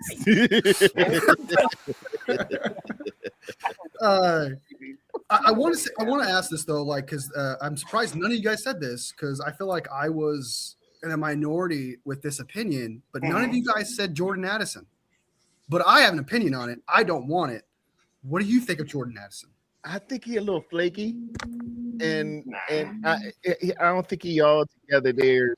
He's all there, yeah. If I'm trading for a wide receiver, I need him to have consistency and to be that guy. I will tell you this. This is what I would say. Say we go out and we go get Justin Jefferson. Oh no. I would say re-sign Juwan Jennings as your number 2 and make Ricky Pearsall go to the slot.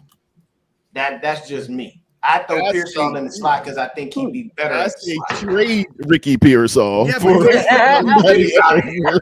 I knew that was coming. That convertible Saab don't run. I told you. What did I say? I knew the Saab was coming. I knew it. Ricky for me, it don't start in the winter, and the repairs are too expensive. Hey, get on out of here. I'll trade him for a Camry. Hey, for real? He'd be a Yugo. Remember those, TD? Yugo? Yeah, you go where you want to go. You go. What did you say, Wilson?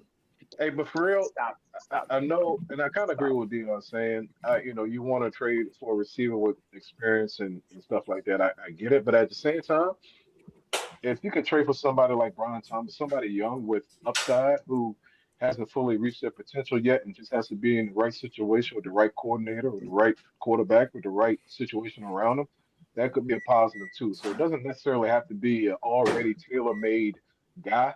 It could be a young guy that you don't have to pay your arm and a leg for.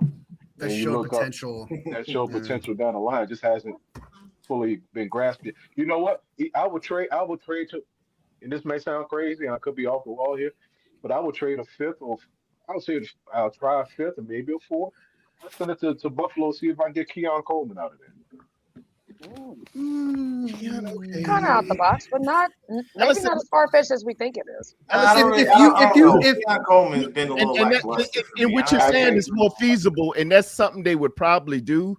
But really, what the San Francisco 49ers need is that marquee threat. That guy that when they're doing it, when they're doing the games and they saying this week the game will be, oh man, so and so is gonna be like a CeeDee Lamb, or I need that guy that can scare a defense. I don't want the up and comer who might, he if it's right here and it's right there and it's right there, too many rights, we just going in a circle. I need that one that come in bona fide, because Kyle is going to get him and say, oh, well, he don't do this well. I'm going to put him on the bench. I'm going to do this. I need that guy who's established, who ain't going to take no crap, who everybody says, Kyle, he done went for 1,000 yards over there. You messing up if you ain't got him on this field.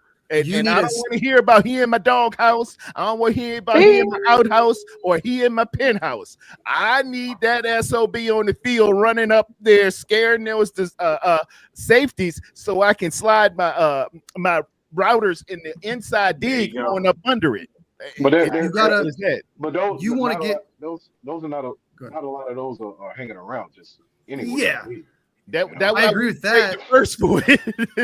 No, but I agree with what TD was saying because his point was basically, I need this person to be established so Kyle doesn't try to do his little doghouse routine because he do that. He do that a lot. I get that, and now Eric, you want the upper echelon, you can get the upper echelon, but at the same time, that may not be available. So what I was saying was, Ellison's look at the realistic of things. Yeah, for sure. The realistic idea of what actually people trade, and not just like the hopes of things like that. So what Tarrerdome is saying, we need to get a wide receiver version of CMC. Or I said that backwards, but you guys get what I mean. We need an established player that Kyle Shanahan loves just as much as CMC, and will use him to his fullest potential because we all know that Kyle just loves using CMC as if he gets off on it. So we need a wide receiver that's CMC, but a wide receiver is what Tarrerdome. I totally agree with that, but I do agree with Ellison in that that option is say that so again. Far out there. Say that again. Say that again. You were right. I agree with you in the fact that the realistic aspect of things just happened. Wolfie is quite the show. Wolfie is giving it up. He told me I was right. I got the Jalen Ramsey thing when right. I'm wrong. When I'm wrong, I'm wrong. And you and I too wide.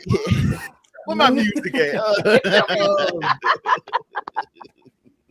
if we go out and get Keon Coleman, it has to be a promise that you are not guaranteed a number one wide receiver spot.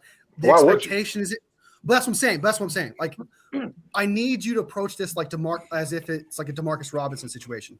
Demarcus Robinson had the DUI. He was in trouble. We didn't expect him to be a number one wide receiver. That was not the thing. That was not the expectation. Same thing with Keon Coleman. If you trade for him, you get a 6th or 7th. The idea is he potentially could be this guy. We're taking a shot. It could be a thing. He might just be the number 3 or death wide receiver, whatever. I'm open to it. I'm all for that. But Brian Thomas Jr., though, if we can trade a 3rd for him, I would be ecstatic. Yeah. That's more realistic. That's more realistic. That is more realistic. Because I know that he's not a CMC version of wide receiver, but he's still got that potential. And again, you can't guarantee him the number 1 spot. It's like a draft almost. And one thing that he does have more than a lot of other guys, he does have size. He's not as big as AJ Brown, but he has that physicality as an AJ Brown. So and did he run a 4.3? Man. I know they were putting him out there during the deadline, and so if I'm y'all, I would check into something like that. I don't know if 4.33 speed. Brian Thomas Jr. has 4.33 speed. Like he was one of the top rookies in the league last year, and all of a sudden, you have a playoff team this year, and his numbers were down. So why is that? Yeah, new coordinator just doesn't fit the scheme. Maybe so. Yeah. Probably. So. Well, Ellison, we face you guys this year. That's gonna be fun. I know. We come to Santa Clara this year. Yeah, you're coming out, so come on out and see us. Can't wait to finally meet you. I got to get up out of here. All I do want to say is, I'd rather have the Patriots win because I don't need not an NFC West. We agree. Damn field at all. Period. I do not want none of that. I still don't know who I want to win. I don't. Look like this. Let me say this. And everybody here can notice, and Jet, you can even understand this. I can. When you go against somebody several times a year, it's like playing high school ball or college ball. Your rival, UCLA, USC, SC Notre Dame, whatever the case may be. If you get to go to their house and finish the job. Let me explain something to you. If I'm a Seattle Seahawk, I will be running my mouth to no end when I see you in Santa Clara. I will remind you of where I celebrated, how I celebrated, and what I did in your state. I won the Super Bowl. I'm all in. I am Dennis Rodman in you. I am in your brain. So for me, as a player, if I'm the Niners, I am a Patriots fan this weekend. I am looking for the AFC to win because there ain't no way in hell. No way in hell. On the podium at you gonna have me. You gonna come into my house and be talking trash and laugh at me because you celebrated on my field. I am so sorry. No way, no how. It's not happening. I need New England and Robert Kraft to get them another ring. Go ahead. Are you okay? But you're okay with a team? Here's my caveat. Here's my problem. Are you okay with the team becoming the greatest NFL team factually at that point? Because they have 7 Super Bowls, top 5 regular season wins, top 3 playoff wins. There's no freaking way they're not the greatest NFL team. I would rather have that than to have the Seahawks win a Super Bowl on my damn field, because then I got more ammo to come at you about Kyle Shanahan. Yeah, but the Levi's thing is not, Levi's thing is not fair. The Levi's thing is not fair. You know I'll do it. Here's the thing. Here's the thing about the Levi's thing. That's not fair because not everybody, not every stadium qualifies for the Super Bowl. So it's just not. It's just the Levi's is special, Vegas is special, Saints got it going on too, but not every. It's not like they earned to go to the Levi's Stadium specifically. They earned to go to the Super Bowl, and that's the difference. I don't care if they won the NFC Championship game in our house. I would take that more personal than the losing in the Super Bowl somewhere where it's outside of their control, other than the owner being like, "Hey, let's have the stadium this year." And it's just. Outside of that, I don't personally take it. I don't take it personal. I get where you're going with that. I understand why you don't take it personal. Me personally, I'm gonna make it personal because if I'm a Seahawk, why would you do that? If I'm gonna make it personal, if I'm a Seahawk, I am going to crap on you every time I get on your field to remind you that I wanted your house and you couldn't even get here. I stopped you from getting here in your home. In your own building. Well, actually, they stopped us in their home. Like, and then I'd be like, what I'm saying is, I am going to put you through a mental ringer when I see you in your house, because your house is now my house. Well, Dion, what I will say to that is, get ready. Whoa! What's wrong with the Hawks? What's wrong with the Hawks? Okay. I don't blame him. Ellison doesn't have. Ellison says it's gonna happen. And as I leave out of here, one thing I do want to say is, me personally, for our division specifically, I believe Jackson Smith-Njigba is the best receiver in our division, period. And I believe he is a top 5 receiver in football. I don't think that there's anyone in our division that is better than him. And I will say this: Puka, pretty nice. All praise. All glory due to God, because what did Jackson Smith-Njigba do in his interview right after the game? Oh, man. Excellent. Glory. He gave up the praise. Amen. Why? Because he knows where everything comes from and why everything is. So amen to that young brother for being able to get on national television and say that and not be afraid to have, an evangelistic moment for himself. Appreciate all of y'all. Nothing but love to everybody here on the panel. Papa Day, always good to see you, brother. And you and Wolfie, believe me, y'all are invited on the channel, baby. We gonna come on. We're gonna have this debate.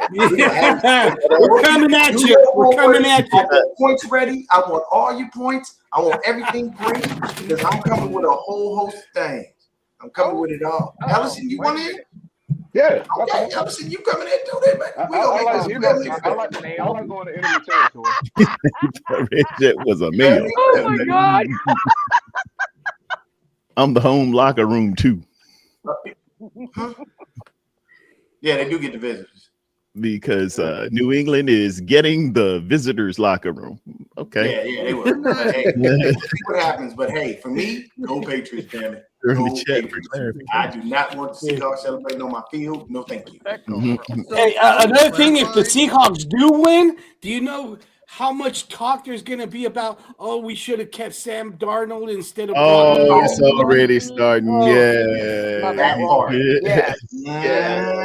Somebody already put that out there. Papa J. Good one on that one. Yeah. There's be the narrative. But hey, we got Brock and we got Mac. So we good, okay? I like Mac Jones. A lot of respect for the kid. Great dude. Yeah. A blessed day, everybody. You were all right, my brother. Brother. Thank you. Hey, thank you, brother Dion. Y'all can check him on the Not Gang podcast. That's my man Dion, ladies and gentlemen. Dion, give him a round of applause as he has left the building. Dion. Can I make a request to Jed, York, Kyle, and John?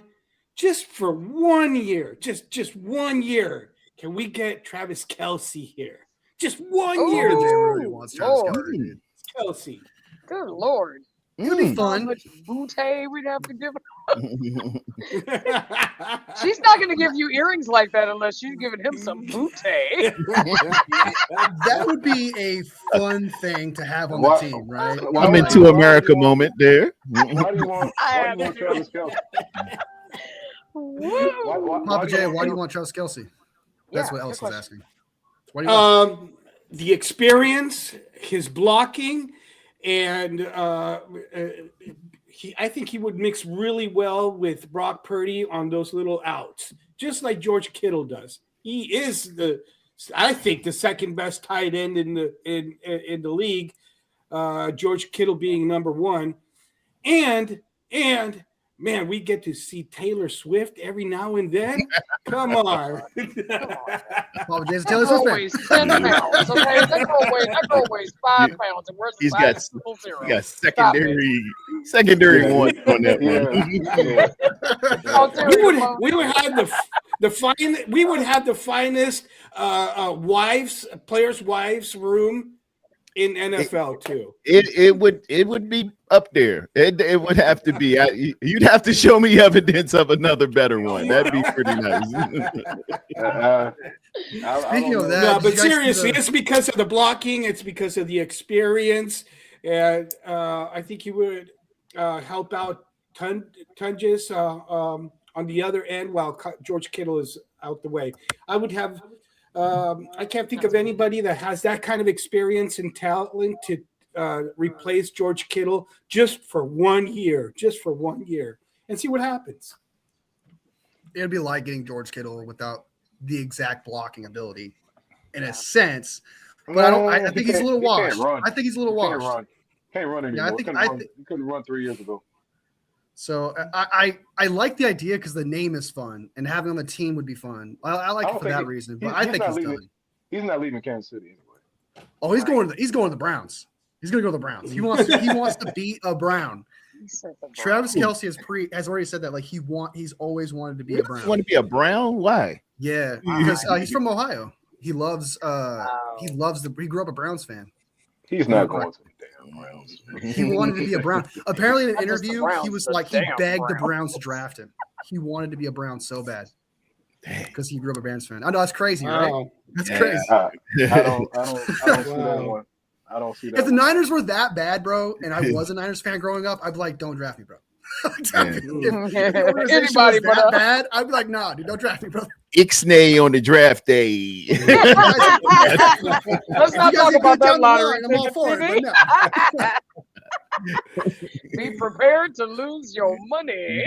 Yeah. I'm going to play wiffle ball or something. I'm going to play dodgeball. Where it's safe. So do you guys? Hey, Tarrerdome. Good.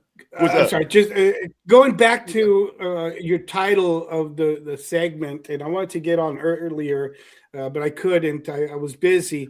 But why not Aaron Rodgers over Shedeur Sanders? I don't. Is there a reason why Aaron? I looked up. Aaron would say no to that. I don't know why they did it. Unless they went to him, asked him. Like Allison brought up the point. Maybe they said, "Hey, Aaron, you want to come on in?" Aaron's like, "Yeah, I'm going to smoke some ayahuasca. I ain't messing with you." Trevor Lawrence. It was a lot of statistical guys, but it's a voting protocol for this, and it's voted on by the fans. And apparently, Shedeur had a whole plethora of votes. A lot of You got to remember a couple of years ago, man, when a lot of quarterbacks and players said no, they weren't going to the Pro Bowl. That remember Snoop Huntley went to the Pro Bowl as a backup for Baltimore. Oh yeah, that's true. Yeah, it's like 3 years ago. I know. We had Jake Brindle go one time, and that's a joke in itself. Jake Brindle win as an alternate? What? And it's a flag football game, so I'm not. I would take CJ. I think CJ Stroud should be there even over Shedeur Sanders, and I don't think CJ Stroud played that great. He's not that good. He's a mid-tier guy. Always has been. You know how I feel about them Ohio State quarterbacks. I don't. Speaking of college ball, TD, sorry about your team. Oh. Damn. Because I was watching it. I know, Sam. I was like, no. Indiana, let's go, baby. Fernando Mendoza. And it came down just like with the Seahawks in a special teams blunt. Yeah. They didn't block that kick, and they got that. That was them 7 points right there, man. And when it happened, I said, "Oh no, that you can't do that. You can't give up 7 on special teams." Didn't that muffler Kyle Williams? Wasn't that Kyle Williams 2.0? Was it not? Oh Lord, special teams are very, very, very, very important, especially championship time. And don't be surprised if Super Bowl don't come down to it too. 2 evenly matched teams. It's gonna be a blunder or a break, a momentum shifter with the special team some kind of way. You got. Did you like that 4th and 5? Did you like that 4th and 5 Tarrerdome where he just lunged in for the touchdown? That was epic. It's like wonderful. That's franchise quarterback stuff right there, brother. Franchise quarterback, yeah. The Raiders would be just such a piece of trash. Lost that thing. I said what I said. You know what? And I want to go back to you bring up what you doing over there, Papa J? Breaking that shit? Go ahead. Yeah, man. I'm trying to get that glare out, man.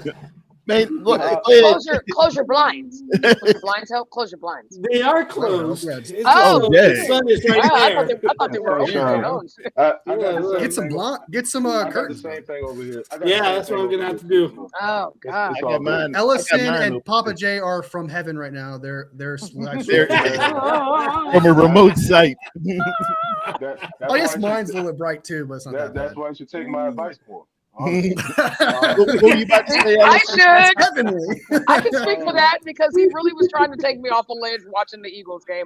I was trying, Ellison. I couldn't, and then I finally watched it. I was like, "You mean to tell me we beat them?" What? I knew y'all would beat Philly. I knew y'all. That was our Super Bowl right there. Yeah, I said that when it happened. I was like, "This is our Super Bowl right here. This is it. This is where it counts the most." I see them twice a year. I knew y'all were beating them. They had so many holes and so many glitches over there. I knew y'all were beating them. But just going back to the NFC Championship, when the Rams went for it on 4th down and they didn't convert it, they should have kicked the 3. Yeah, and they could have cut the lead to 1, get a stop, and get the ball back. Potentially, even if you don't score, kick another field goal, you got the lead up by 2. So, in the grand scheme of things, now they end up losing. So, I'm wondering, did y'all agree with McVay going for it on 4th down instead of not taking the points? I'm a point scout. Take the damn. Yeah. I always say take them. Really? And I'm all for it. Oh, I mean, a points premium too. Wolfie, 2 words. Dan Campbell. Enough said. Yeah.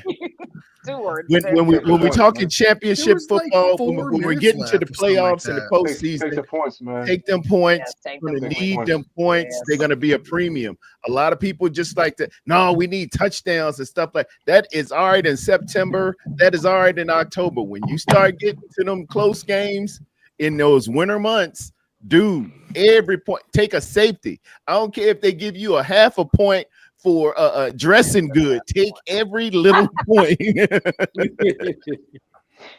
said, "Get them 400 points for spelling your name right on the SAT." It was just point. I'm taking the point. I'd rather be down 1 than be down 4. And if you get a stop, you get the ball back, and you don't have to. Now you're not desperate to get in the end zone. Yeah. Now if you go down, get good field position, now you can drain the clock a little bit more, kick your field goal, and now your defense, if need be, has to get maybe 1 or 2 more stops, and the game is over. So you kind of simplify the game too by just taking the points, man. So that's just me. Unless those players, and we had this discussion before, unless those players come to me and say, tell me, dude, we can get this 1 yard, we can get this 2 yards, something like that. I'm always taking the points. I'm always erring to the side of caution.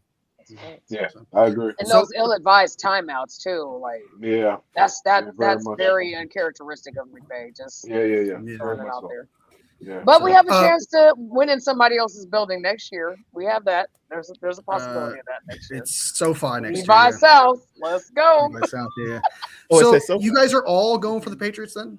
I'm the only one that hasn't picked one yet.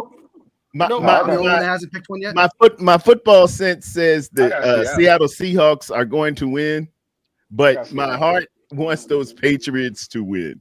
Same. I got Seattle. I think I'm leaning more towards Seattle. I understand why you have to. I think the point spread is 4 already. 4.5 if I'm. What about you, Papa J? Slow. I think they already paid. What about you? The only reason that I'm taking Seattle, and I hate taking Seattle, but the only reason I am taking Seattle is because my family, they're all from the East Coast, and they're all Patriot fans, and every year the Patriots win. Throughout the whole year, every time I come over to their house, they replay every single game on the television, analyzing every single play, telling me how great they are. They over-glorify everybody in their quarterback, saying, look how great we are.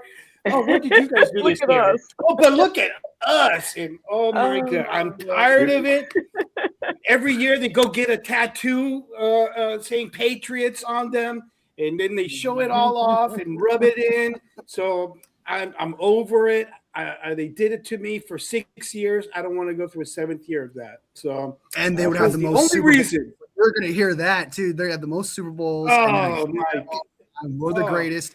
And I'm not counting. I don't expect the Steelers to catch up to them anytime soon. Okay, so they're going to have the most Super Bowls for years to come, while Seattle has 8 months to a year to talk shit. That's my thing. Yeah. I do think Seattle is the better team, and I still have them right now as of today.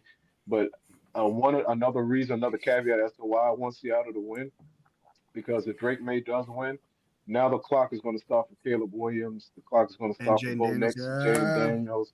Yeah. So you know how that comes through as far as quarterbacks too. But I do think, all that aside, I do think Seattle is the better team. I think they have the better defense, and right now today I'm taking them to win.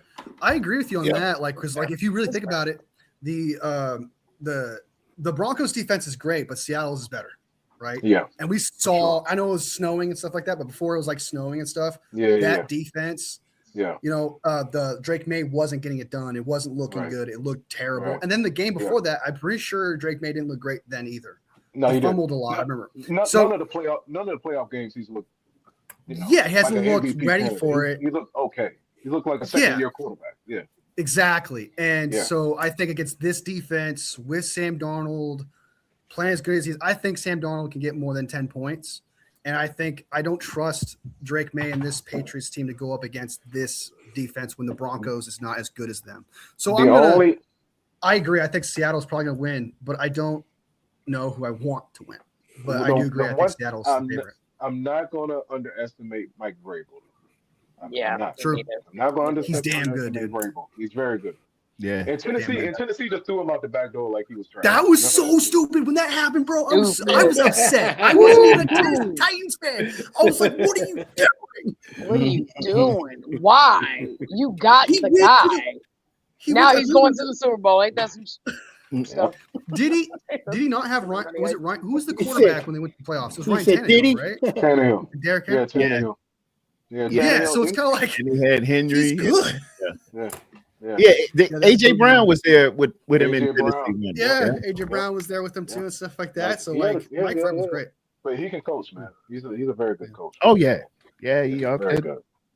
Yeah, it very well could be one of those games where it's just like 10-13. Very much so. Very much so. I hope the weather's good, because the weather's not. If it's raining or something like that, now you gotta swap it. Luck factor coming in, and it ain't gonna be as bad as it was in Denver that second half. That was ugly. At least you're in the north, where the weather right now calls for clear weather. Okay, cool. Because I don't know which one was bad. The game, the AFC Championship game, or the Rams-Eagles playoff game from last year. Remember how it was clear early, but all of a sudden the second half it snowed too in that game? Yeah. Changed the whole trajectory. It was a great game too, It was. You got to get them points and get them early. You don't know what might happen. If our team learned anything from this season, is score early, score often, do what works, put the players out there that's on the bench that need to play so we can see what their capabilities are. If we can keep them, if you can't, then it is what it is.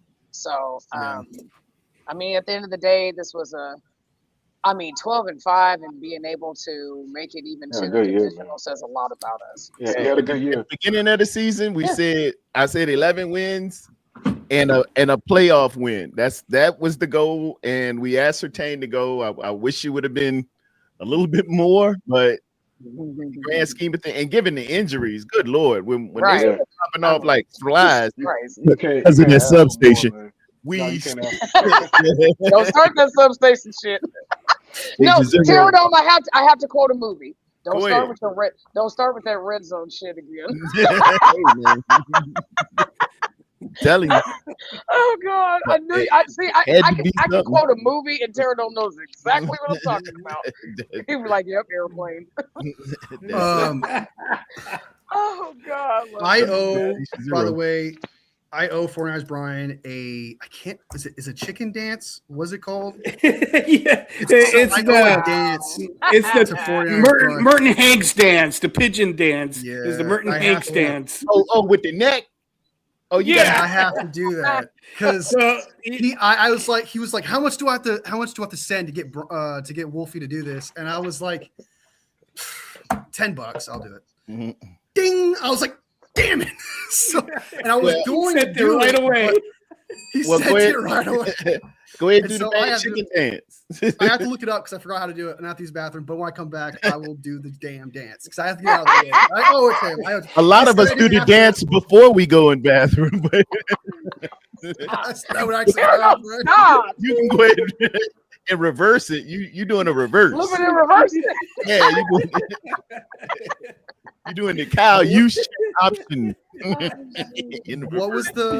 The Merton Hanks dance. That's what's called. I got Merton Hanks. With that chicken neck. Yeah, Merton. I remember like that. Yeah. I remember that. Just gotta move. You better put the helmet on too, boy. That thing. My neck's I'll mail you mine. I'll mail you mine. And stretch your neck, boy. That thing. What's going on, Brian? Pretty wiry. Oh my God! So I'll be right back. I'm gonna look up the dance right now, and then when you get back, I got something to run by you too. All right, cool. Yeah. Wolfie even said, "Who is Merton Hanks?" That sounds familiar. Oh, wow. That's man. These young folk, man. I was talking to a guy at work one day. I knew I was old when I said, "Yeah, man, I'm for Thanksgiving, I'm gonna be like Nino Brown. I'm giving away Thanksgiving turkeys." He said, "Who is Nino Brown?" Nino Brown. Yeah, you old. I said, "You never saw New Jack City?" Nope. What's that? What's that? Pookie, man. Boy, hell, you ain't gonna be here long. Can I say something about that substation theory? Go ahead, man. Yeah, the Substation Zero show. I used to drive by there since 1997. I used to drive by their facility every morning, and I look at that facility and say, "Man, that's where the 49ers play." And then I drive back from work to my house, and man, that's where the 49ers play. And they never had that kind of injuries until three things happened. In 2013, that's when they started drafting and picking up guys that were injury prone. Okay. And that's when that statistic started. In 2017, when Kyle Shanahan came in, and this is a mixture of things because it's that and Kyle Shanahan's this callous building theory that you guys have been talking about, that you got to practice her because that's how you're going to play. You're going to play her. So during the off season, during training camp, he had all his players that were getting hurt or getting sore and everything else. They practice through it because that's the way NFL is. So you got to build that callus. And number three, I'm trying to flip it so we get Wolfie doing the. I'll finish. After you. Go ahead, Wolfie. I'm trying to give him the top billing here, but I can't. I'm just gonna have to go 4 square. We're gonna have to go 4 corners or 5 corners on there. All All right, Wolfie, go ahead, kick it. Let's see your Merton. Oh Lord! All right. Oh Lord have mercy. This is the Merton Hanks, ladies and gentlemen. Hold For on. paying off his bet. He's Did he get about to do it, stage ladies and gentlemen. Should we give an introduction of Merton Hanks with the interception? Merton Hanks. Ready? The crowd goes wild. Picks it off. Oh. Yeah.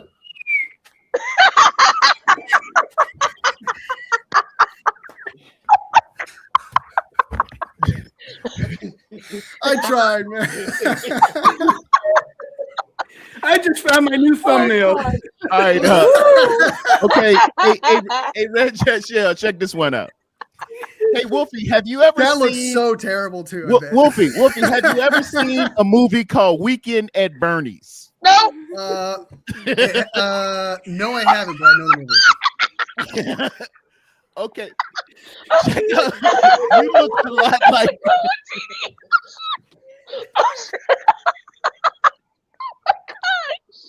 This man said Weekend at Bernie's. He looked a lot like Bernie. It was actually a dance called Bernie. Wait, can I do it? Let me see. It was like a. Yes, he does that. He does the arm thing and he does the neck thing. That shit hurts, bro. My neck hurts now, right here. He looked like Weekend at Bernie's out this show. Oh, dude, my neck hurts too, bro. Right Weekend at Bernie's. You look more. I'm gonna put up what Merton Hanks did, and then we're gonna do Weekend at Bernie's. Y'all see, which one was he closer to? Bernie. Weekend at Bernie's. I don't need to see it. I don't need to see it. Oh my god. My dancing is the widest thing in the world. Hold I on. knew I wasn't gonna nail it. At least he admitted it, though. I have to give him that. He did admit it. All right, this is Merton Hanks.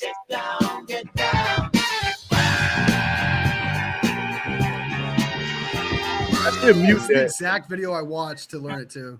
Hold on. Yeah, you gotta. I gotta It's at give the you beginning, yeah. How does he do? He does like he pulls out his chest and then he does like a wave with his like he does like a wave. There it is. There it is. Yeah. That's Merton. Okay, that's Merton. My back hurts too, bro. I told you to stretch. Whiplash. I told you to stretch. My back is starting to hurt, like up top right here. Now it's like I'm feeling it getting tight. Woo. Weekend at Bernie's. Watch this. Watch this.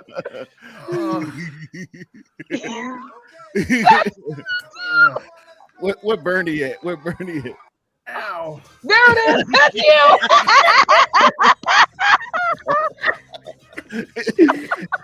Yeah, you're more Weekend at Bernie. you. are so No, Weekend I at was Bernie's. moving my That's arms. That's hilarious. not fair. I was moving my arms.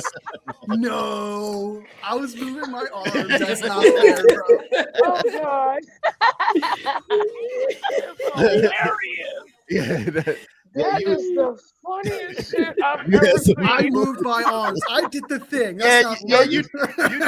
did. But it was more like But I will admit, the bending back thing, I was trying to do this, but it was so hard to move my God. arms while trying to do the wave. I just couldn't do it. oh god. That was the I funniest told you better shit. stretch that neck. You gonna do the Merton Hanks, man. Merton Hanks had a different neck. It was like it was jerking. Like Yeah. It's Merton getting. I want you guys right now. It's getting worse. This shit is hurting now. I I'm know. not lying. This Hey, shit's put some hurting. liniment on it or something.Ut a little Oh. Ben Gay on it. icy hot. No.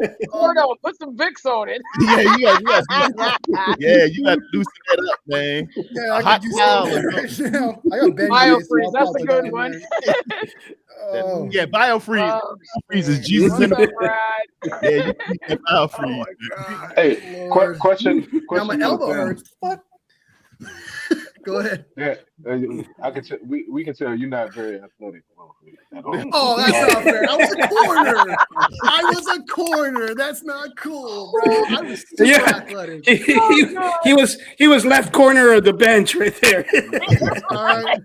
But Wolfie, you know what though? Now you see how I feel when they roast me. Now you see how you get the whole. It's funny. Shit. It's funny. I'm all for it. It's funny. It's funny. Shit. I get it. It's funny. God. I live question for the shifting back to football real quick. Question for the panel. Did y'all think that Sean McDermott being fired in Buffalo was the right decision? No. Man, the Buffalo folks was hurting. I was on with our girlfriends on in football with Beth and Coach Desi. I hope y'all got a chance to check that out. We talked about injuries and stuff like that. And Beth, she's a physical therapist, big Buffalo fan, and she was pretty hurt. She said Buffalo Nation was pretty hurt. Toss McDermott out because it was kind of an emotional thing right after the loss. They just, dude, he had his decision made, you're out of here, and he won't even hear nothing about it. I think after he calmed down for a week, he might have looked back and said, dude, whoa, Yeah. For me, I actually thought it was the right decision. Okay. It's not that Buffalo. Put it to you like this, and I know I'm a basketball nut, so you see this in the NBA a lot. It's not that the coach is bad, but you just need a new voice in that locker room. And he's been there 9 years, and I think he could only do but so much. I thought he was coaching for his job basically all year. I thought he had to get to at least the AFC Championship game to even attempt to save his job. He had a pretty good win percentage up there, though, man. He did. He just kept running. Man, sometimes you run up on a Michael Jordan or, Phil Mickelson used to run up on a Tiger Woods. Dude, you just happen to be there with Mahomes. And but at the grand scheme of things, how many years? I guess me saying this, I don't know how long we want to continue to go with not getting over the hump when I think I can get somebody in here who can get us over the hump. Now, will that happen? I don't know. But I thought it was time. I thought it was the right decision. Yeah. That's just me. I always thought Buffalo was going to become open if they lost anywhere in the playoffs. I thought they had to get at least to the AFC Championship game for him to save his job. I thought that all year. Yeah, and it was a lot of pressure on Josh Allen too, man. They said Mahomes ain't there and Lamar won't there this year. You're supposed to be that guy now. Yeah, it was your time. If not ours, definitely yours. Yeah, if not ours. That was unwanted pressure, though. I didn't see that as pressure. I mean,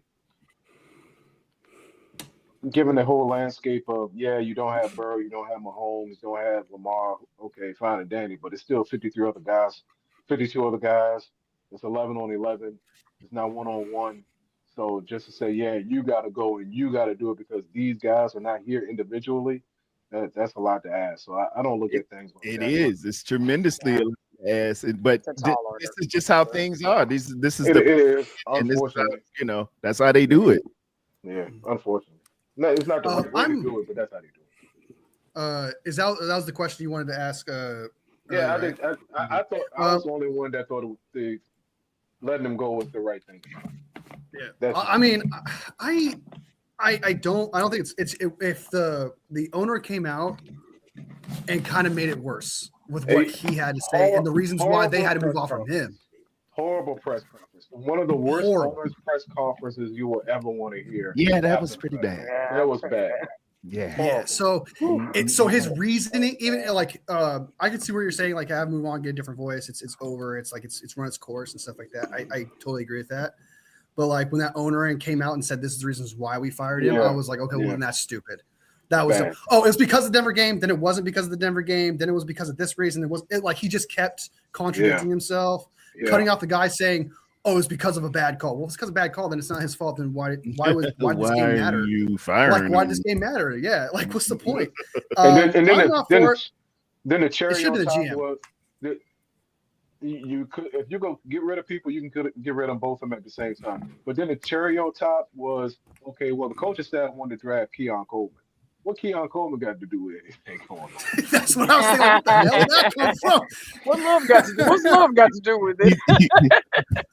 That made no sense. He was just grasping. No one brought it up, dude. He brought it up. He was like, well, you know how Keon Coleman's ass, right? Well, it wasn't his fault. It was the coaching staff. It's like, what the fuck?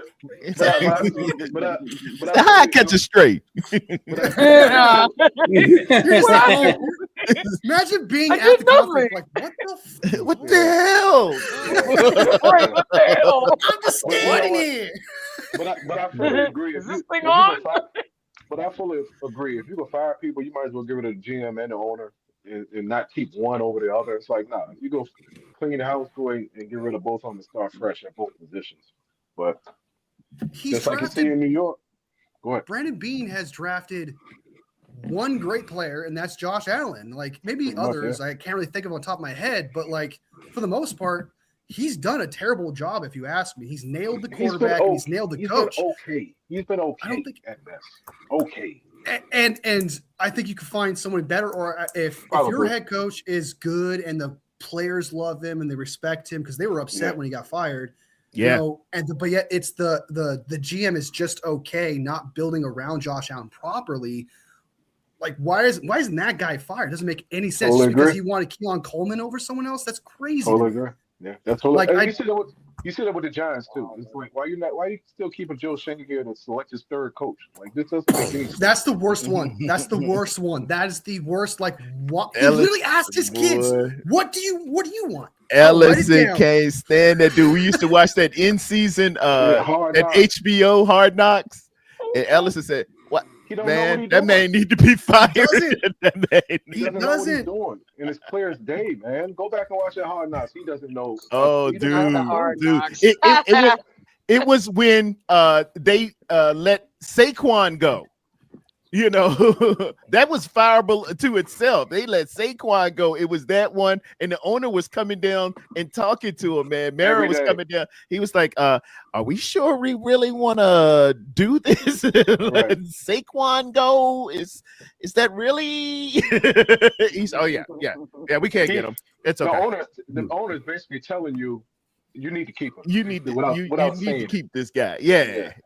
I don't want to tell you how to do your job, but I'm telling you how to do his job. Yeah. Anshul, get in here, brother. Damn. Where's Anshul at? Anshul's right in the bottom, man. He's here. He wants to. Yeah, he wants to be part of the panel. panel. Join us, Anshul. Join us, right? Jump on in, Anshul. I left the link in the chat. Anshul told me that he's going for the Seahawks. He did tell me that. He does think that Brock Purdy's trash and we should trade him immediately. Jeez. Okay. Keep him down there. Yeah, Anshul. I'm kidding. I'm just.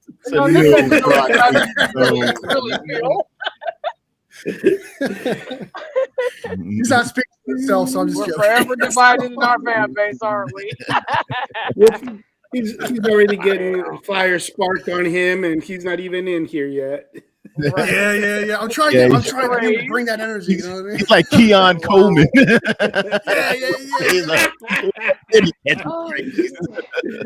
He wants to trade for Keon Coleman and be number one wide receiver. That's what he wants.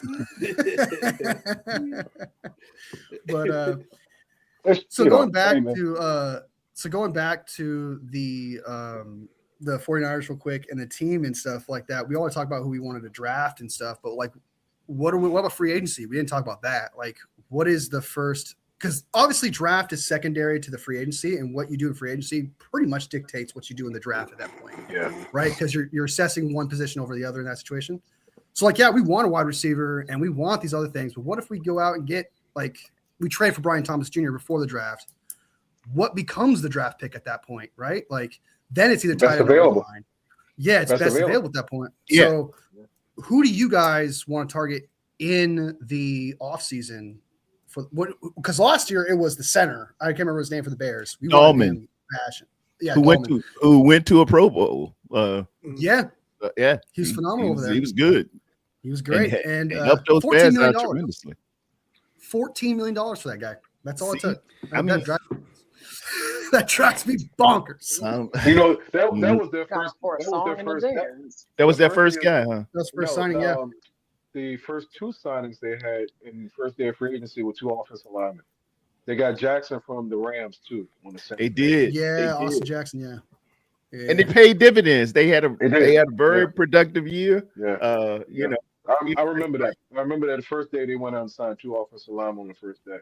I and we remember that sit last year. and we just sat on our Nice. hands and looked like We a dressed window. in the Like 50 Cent said, we window shopping out this thing. I don't know. We just it was very weird in the sense that, like, heading into last year's offseason, it was Jed Wark was tired of spending so much money on players that weren't working out, which I understand. I get that. That would frustrate me even if I was a billionaire. That would be frustrating to do. Don't mean you stop. Doesn't mean you stop. Yeah, that's your job. You're still doing like you own a team. You're gonna have to do that whether you like it or not. It was very like aggressive into special teams, as if special teams was the only thing that needed to be addressed. And it was weird. Like, it's not wrong. It was terrible. It was some of the worst. I even said at the time, hire the janitor to be the special teams coach. I don't care. Anyone. Hire Bernie. Hire Bernie, Tarrerdome. If that's the case, hire Bernie. Who was the guy we had? We let him go. Who was that guy? Hey, what was his name? Oh man, we fired him. But speaking of fire, I got Anshu coming to the stage. Anshu in here right now. What's up? Anshu, you remember the special teams guy that we got rid of before we got Brant Boyer? Yeah, before Brian Schneider, yeah. Schneider from One Day at a Time. Yeah, that's it. Schneider was sorry, man. We were y'all remember One Day at a Time. I know Wolfie doesn't, but you remember One Day at a Time. Schneider used to roll his cigarettes up in his sleeve. Oh my God. Tarrerdome, you are always dating yourself with your references. I love it. Yeah, that means reminder. Yeah. What's up, Anshu? Hey, who will be our first pick? We're picking 27. What position should we go for? And if we could trade it away, who would be the guy that you would bring in here for a first round pick? Ooh, okay. I'd say wide receiver if I'm taken there at 27, just because I've been seeing them tweets about the Seahawks and the Rams being like they have Puka Nacua and Devontae Adams and JSN and Cooper Kupp. Who do the Niners have? Literally Ricky Pearson, who can't stay healthy. Got JJ and JJ's a free agent. And a convertible side. You guys know how big of a fan I am with Cowan. Cowan's on a milk box, dude. Dude's been hurt, unfortunately. So I don't. The Niners definitely need to go get a couple wide receivers. Would you trade that number one for another wide receiver out there? Yes, but I don't know who, because I know people have been saying JJ, unless he requests a trade, maybe. But then the thing is, you're gonna have to give up more than just that first round pick. So do the Niners really want to do that? And then also financially, are the Niners actually gonna give out money? Because we know what happened last year, right? Like they didn't really spend much money. Are they actually willing to do that this year? Now all of a sudden, we're gonna have to find something somewhere. Yeah, look around. We have to kind of see what free agency plays like. I feel like for us to kind of know that. So I actually think they're going to treat the last year the same thing this year. We're not going to get that much, I don't think, because it kind of worked, and in the sense that there's injury issues going on, but we still made the divisional round, and Kyle coached it up enough, and Robert Saleh did his thing to get there. I don't think they're going to break that formula and be like, hey, we didn't have to spend a lot. We made it there. We just got to make the right moves is what matters. And I disagree. I think you do need to make one or two big splashes here. But just based on the trend and the success they had in the previous year doing that, I wouldn't be maybe not on special teams like this year because we've addressed it. We have plenty of those now. Maybe that will be transferred to defense or offense with that same let's get a potential guy here. Let's get a low value, high reward guy here, and then just try to put it all together. Because, like I said, I don't think they're going to fix what they think is not broken. If that makes sense. John Lynch is known for making a splash, though. So yeah, but it's kind of stopped that last year. No, man. I was looking for that splash, and it's the mid-season splash. It would have happened around like week 8. I thought we were gonna do something, but that thing came. Yeah. They kind of said it was with Keon White, but really, yeah, that was kind of like a hopeful splash. That's more like a ripple when you throw the pebble in there. I was looking for Kashish, Kashish. Emmanuel Sanders. You know what? I would say this, man. If I don't know how far this guy is going to go or how high he's going to go, but if instead of moving or trading the pick for an established guy who you may not get, maybe you try to trade up and try to get familiar with the name Jordan Tyson. Arizona State wide receiver. Oh shit! No. Why? I'm sorry, bro. Do not give me another ASU player, bro. I'm gonna be as biased. Okay, he's nothing like Brandon Ayuk, so you can get out your own head with that. He's a good. Well, to be fair, we thought Brandon Ayuk was chill. No, it's just I go to U of A and I don't like ASU, so I don't want any ASU players. Hey, the kid can play, man. I'm telling you, Jordan Tyson. Jordan Tyson. Where do you think that Ohio State guy goes? With a name like Jordan Tyson, you better be a sports player. Tate's going to go high. I'm not big on Carnell Tate, but he's going to go in the top 10 probably, presumably. Yeah. I'm not big on him, but I think he's a good number 2. I don't know if he's going to be an outlier starting, your ace number 1 wide receiver, but. He's a good player. I think it's funny. Yeah, we need a number 1 guy for sure. And I said it earlier too on Shoal. I think it's funny how the script was flipped. First, it was like, why are we drafting a wide receiver? Now it's like, holy shit, we need a wide receiver. Yeah, so I know. Everybody's guys, why did we draft Ricky Pearson, man? We were gonna take Cooper DeJean, and it's like, bro, this is exactly why. Even though I know he hasn't been healthy, but it's like. It was with the thought process of Brandon Ayuk potentially potentially being the guy, right? So it was like, we got Brandon Ayuk. Why are you doing this? And then it's like, actually, that turned out to be a very smart move. Y'all gonna injury prone. Y'all gonna take Cooper DeJean? He was on y'all board. Well, so there was a report. Yes, so there was this whole report that basically during that draft that the Niners are going to take Cooper DeJean. And then basically, I guess someone in the room leaked that, and I guess John and Kyle weren't very happy, and then they ended up going Ricky Pearson. Yeah. So apparently pretty much that is like the reports. It was even a reliable source. I forgot who it was. Yeah. It was somebody who came out. It is Cooper DeJean. Everyone was excited. I was excited. I was like, yeah, we got Cooper DeJean. And then quite literally on the screen on my TV, Ricky Pearson.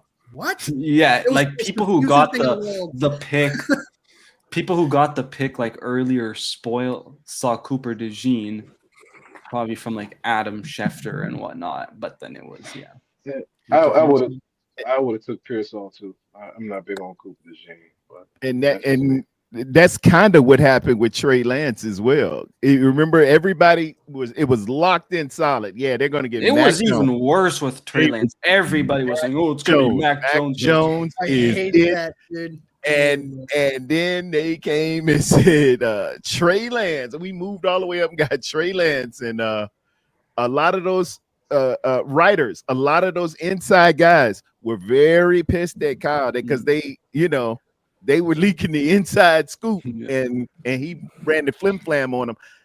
I could sense the animus for about a year and a half after that. That's how they make their living. Having a little inside scoop, and you ran the flim flam on them. They don't like that stuff. Hey, Tarrerdome, they were right. They were just years late. You know what I mean? Yeah. We circle back. For real. So I think that the Ricky Pearsall, to go back to Ricky Pearsall real quick, the thing about him is that he's just injury prone, right? Yeah, he's not a bad player. Talent is there, and I get substation. it's frustrating when Larry Krueger or something like that. It's or Tarrerdome too. It's not frustrating when like Tarrerdome says it's like that because we're cool and stuff like that. But like, it's just it gets overwhelming sometimes when I think to myself, just like, dude, he's not bad. It's just the injury thing. Yeah. On the field, he breaks ankles. He runs the routes. Brock Purdy connects with them and stuff. It's quite literally his injury issue. So and to be fair, he one time in college when they drafted him, and there was the shoulder injury heading into the draft. He came here, Wolfie, wearing that blue jersey. I know, but that was his only injury in 5 years. Showed up hurt, and then he got shot. And then you the getting shot though was uncontrollable, and I get everybody. He shouldn't have gone there, but hey, he was a rookie. But it was just always something. It's that convertible Saab. It's a great car. It looks wonderful. When it runs, it's smooth. Everybody can see me in it.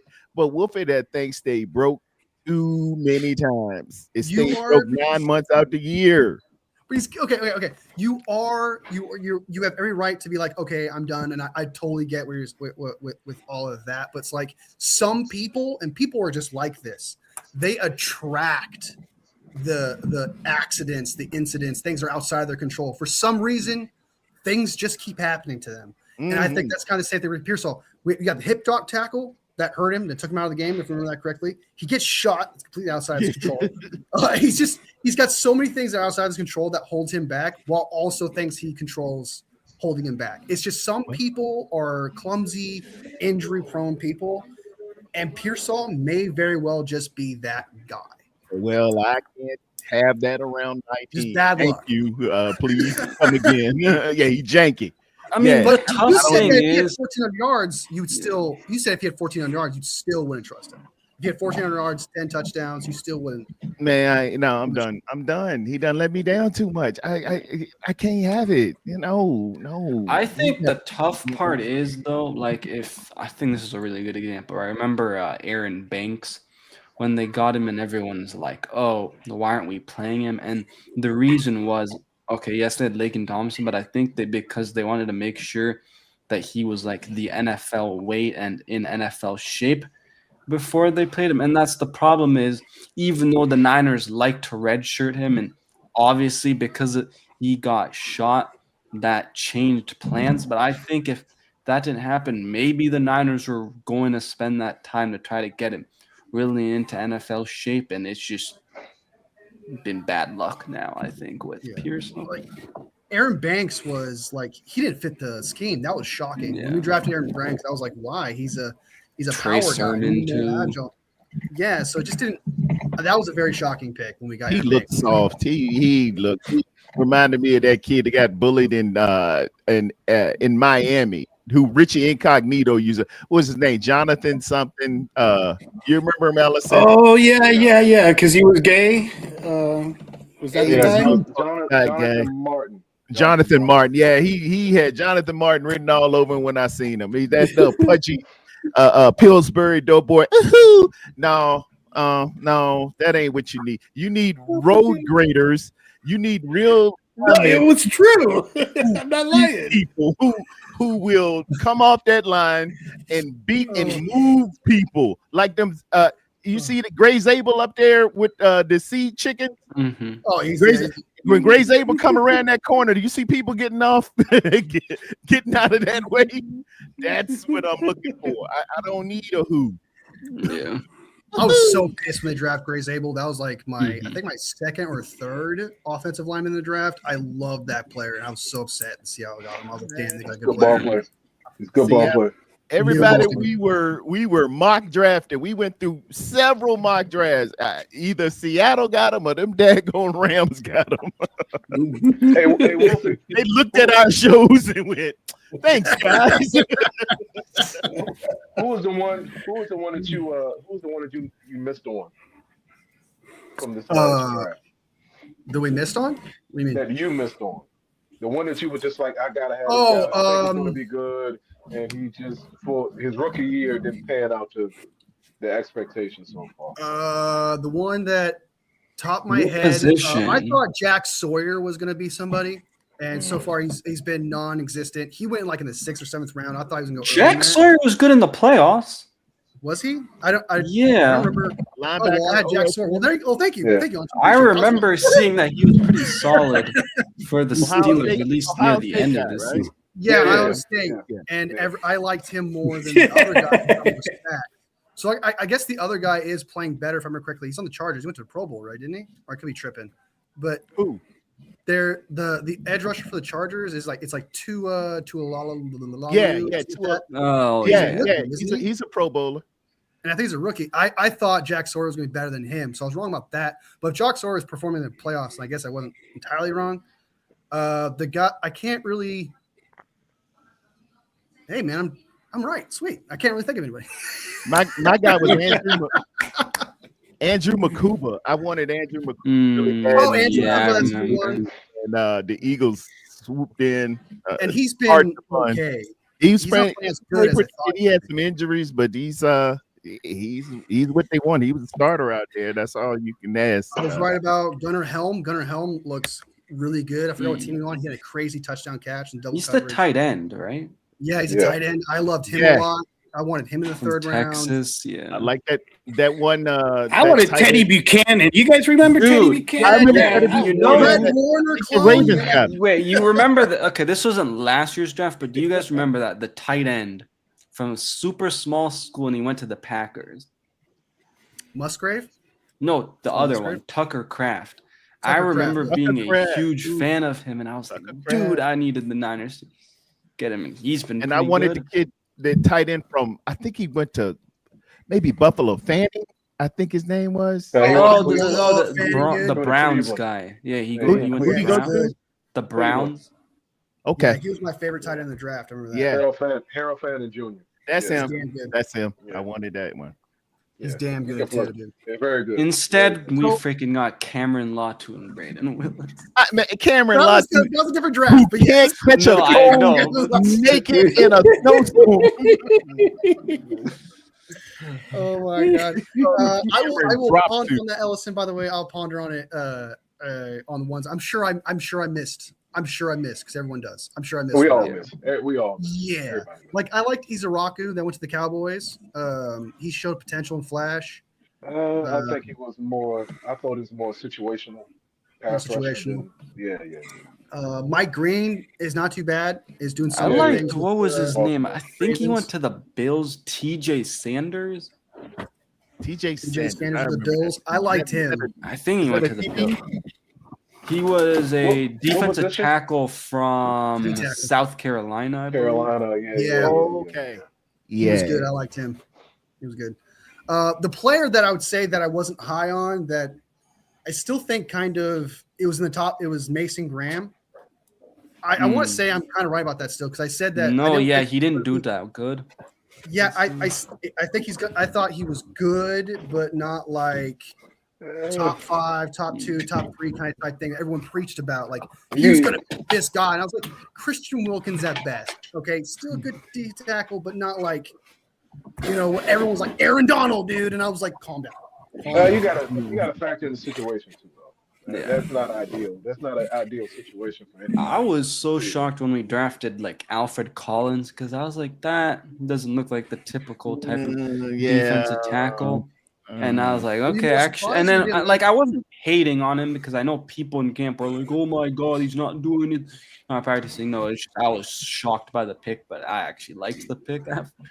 I like the pick of Michael. Michael, he just got injured this year, but I know everybody wants to. Exactly what we're supposed to do at top tier. Everybody wants to go after Michael Williams, but if you look, the Niners, I believe, were top 5 in run defense when he was there, and then as soon as he got hurt, it dipped to like 28th or something. Yeah, he came here to be a run stopper. What was his injury again? What did he do? ACL. Which is better than Achilles, if you ask me, but still. Oh, yeah, for sure. Substation. Still a year off. Substation. Substation. There wasn't nothing wrong with that ACL before he got it doesn't look like any of the teams for the Super Bowl are practicing there. They be all right as long as you there for a week. You can do it for a week. Stop it. 2 weeks, 3 weeks. Nah, start breaking your stuff down. I never got to finish my thought on that on the substation thing. Oh, good. Sorry. So no, because we wanted to watch you do the Bernie's dance. Still hurts. The weekend at Bernie's Chicken. Did you see that on show, by the way? Did you see my dance? No, I didn't. I'll have to go back. You're gonna have to replay it. One more time, buddy. One more time. That shit hurts so bad. I'm not doing it again, man. No, it's fine. I'll go try to find it. Someone shoot me a 20. Don't worry about it. It's going viral. Yeah, make it a short. Make it a short. Make it a short. Yeah, make it a short. Make it a There's short. gonna be a meme somewhere with it. Call it the weekend at Bernie's dance, I guess. Not the Hank dance. It's the Merton Hanks dance. Merton Hanks dance, yeah. Do you know what we're talking about? Merton Hanks dance? Go ahead. Sorry. Oh, he don't remember. No. I want to know. Does Anshel know this? You remember Merton Hanks? I've heard the name, but I knew it. See, the 30-year-old. I wasn't alone. Let's go. Everyone was bashing me, bro. Like, how do you not know that? Damn millennials. It's not my fault. I've heard the name. I just don't know how he did for the Niners. And the only reason is because I think he got like a Madden card one year.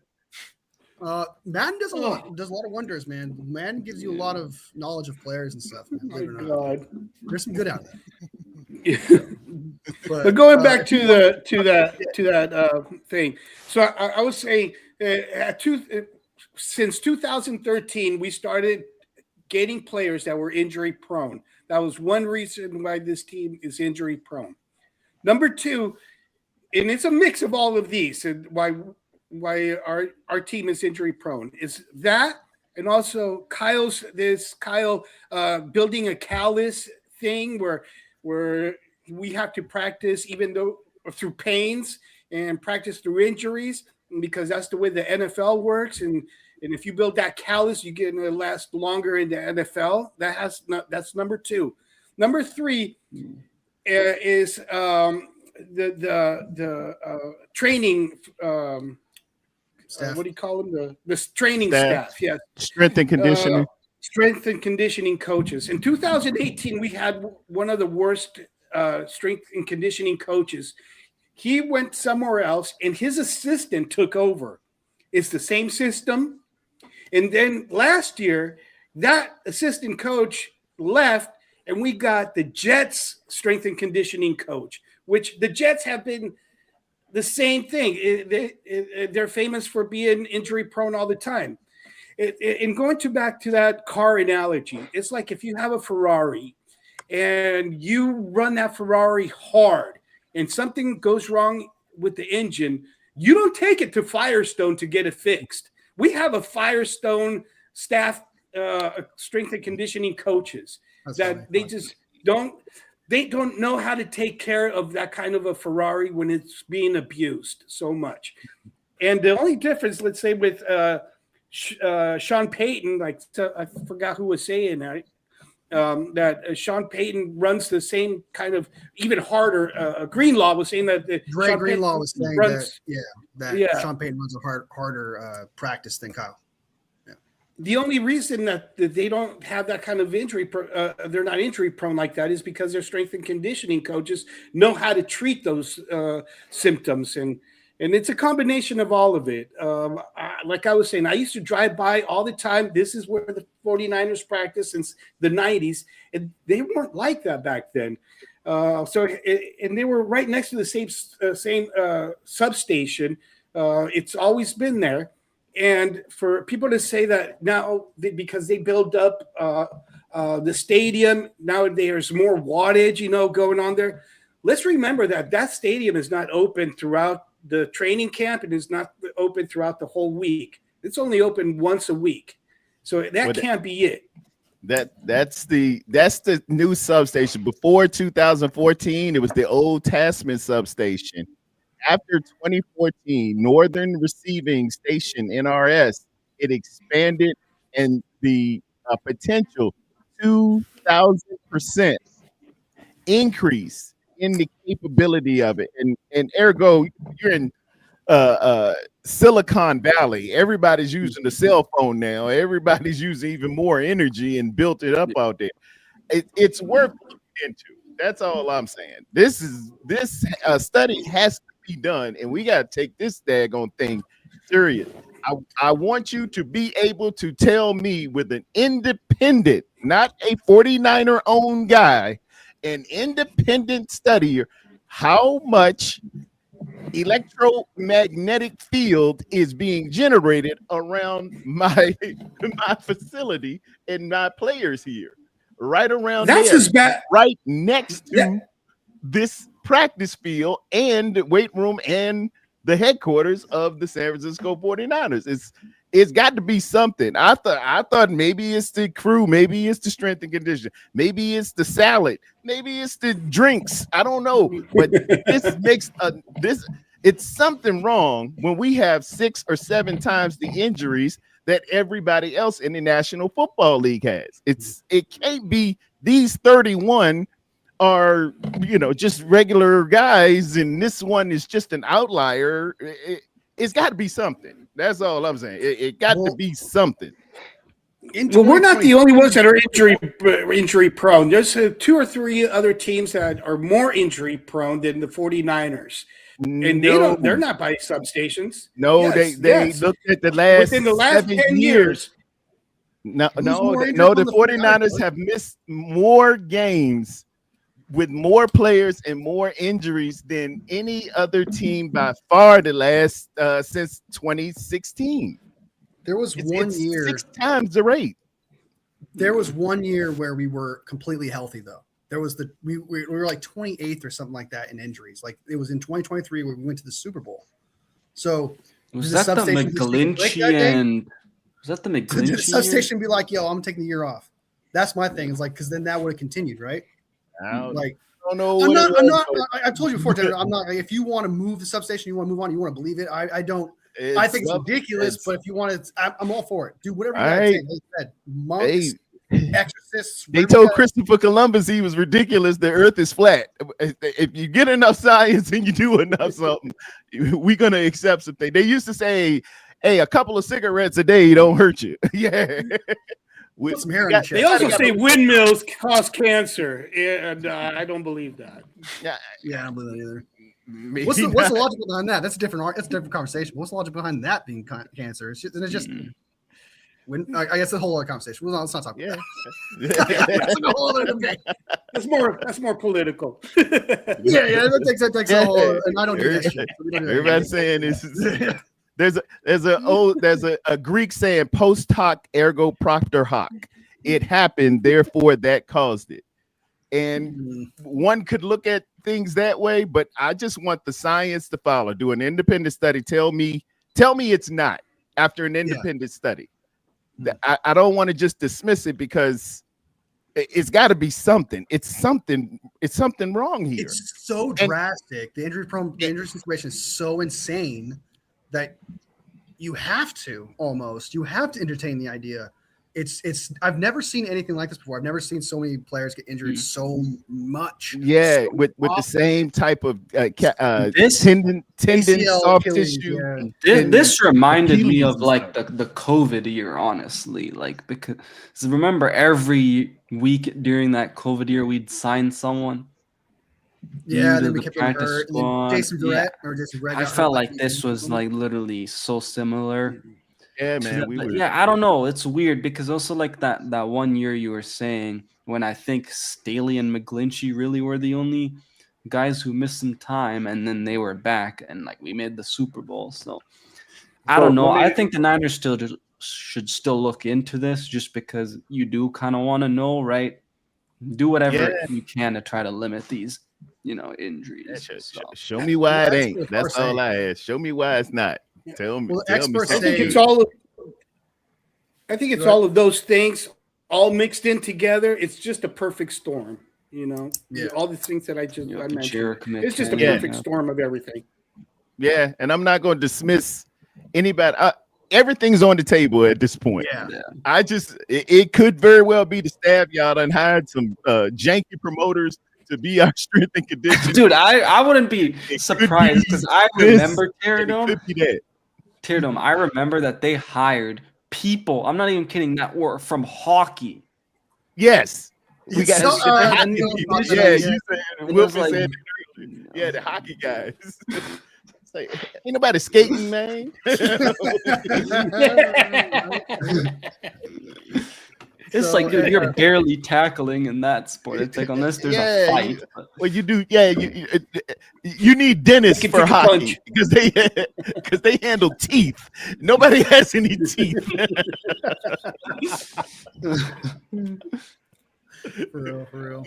But yeah, it's definitely something that we're gonna have to address and figure out. And if I see, so like just to kind of conclude it, I guess the thing that's gonna disappoint me, that's gonna kind of bother me a little bit, is if we never hear about this again. Like we heard about it in the press conference. They talked about it, they questioned and stuff like that. My problem is I need to hear throughout the offseason, hey, we did our research here. We tried this. Hey, we looked at the coaching staff here. We did.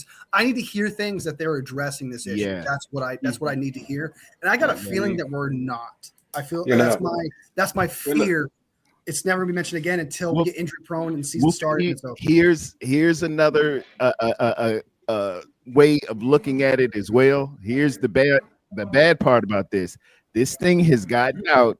People are doing little interviews, and it's a story, and other free agents. Yeah, that's what I was just have a chance to come to San Francisco. Yeah. Santa Clara facility. They're gonna start considering this.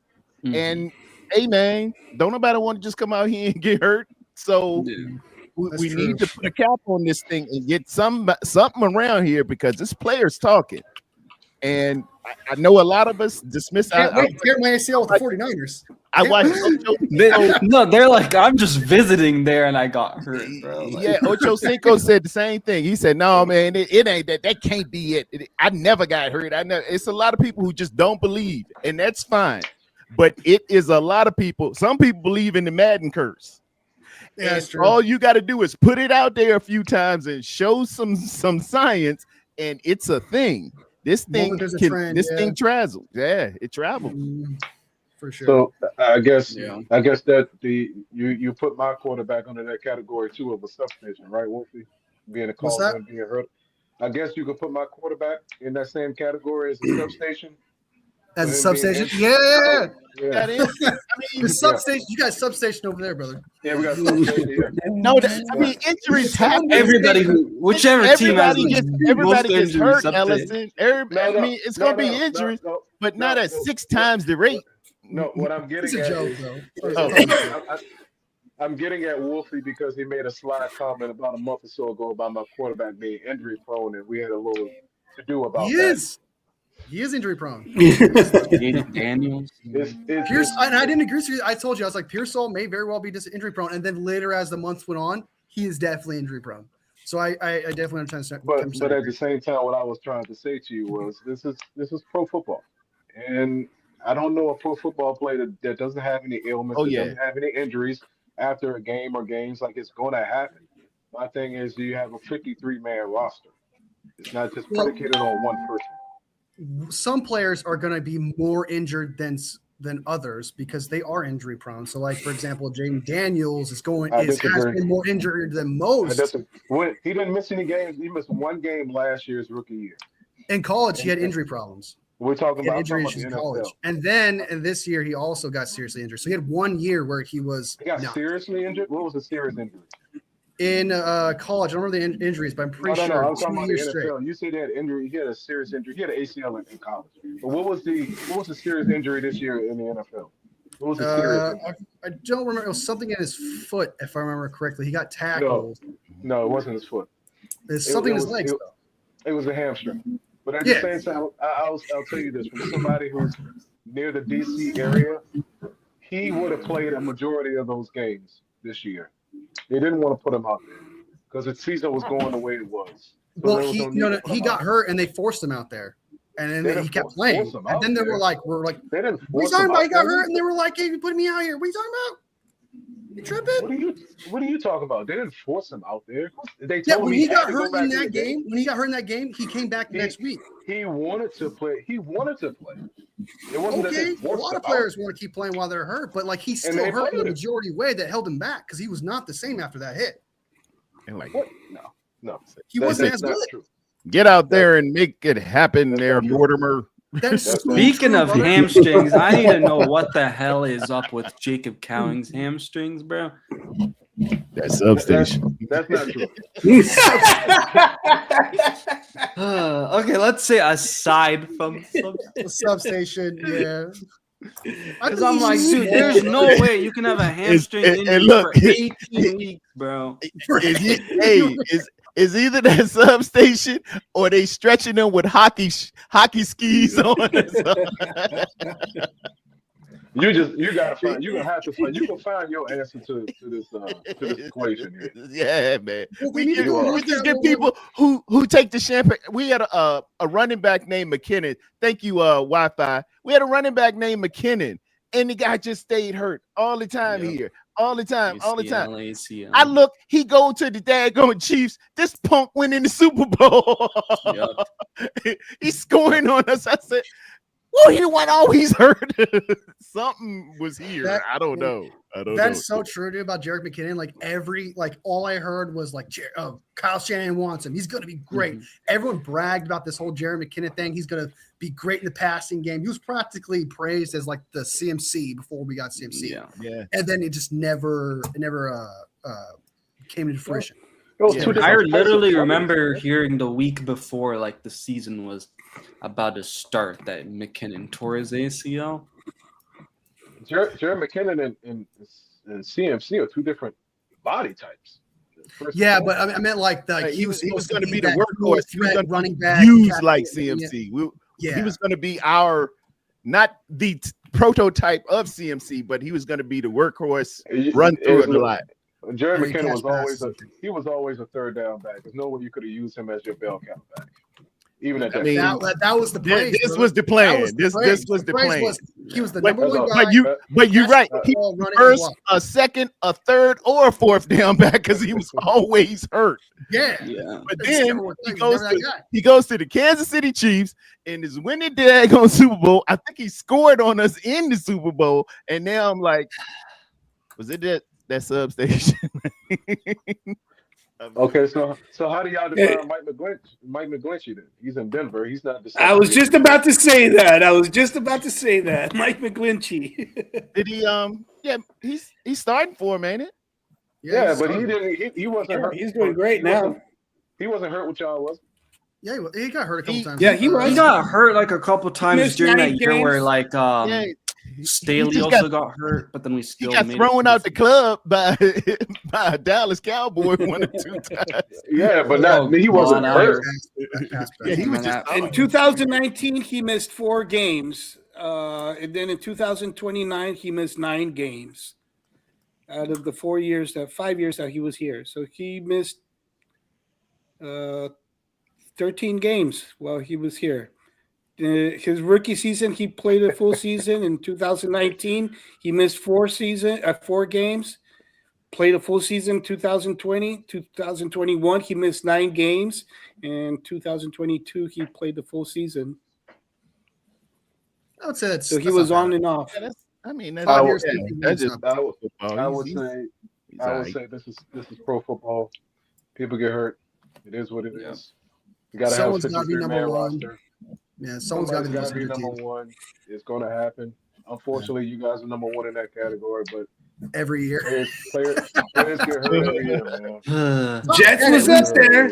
Hey, the Jets were up there too, and that's why we got their strength and conditioning coach. You know, we want to keep it going. Too. Now, all right, here's another thing. That MetLife Stadium, that trash life. It's all right. Trash life. Go ahead. Say what else about MetLife Stadium in that field? How do y'all feel about? Ain't it a little something with that field? Ain't it? It's horrible. Yeah. That is their substation. Like 110%.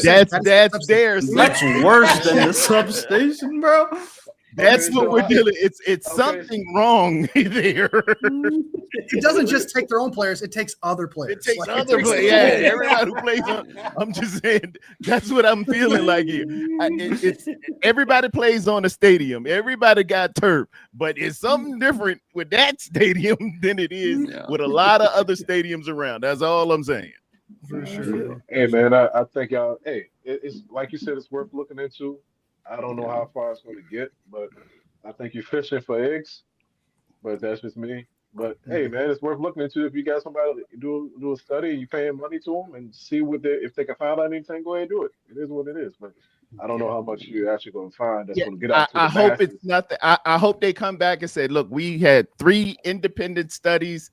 We had OSHA out here. We had everybody, and there is nothing wrong with you being in front of that substation for 8 to 10 hours a day for expanded amounts of time, and it has no effect on anybody any different than anything else. I would love to come and say that.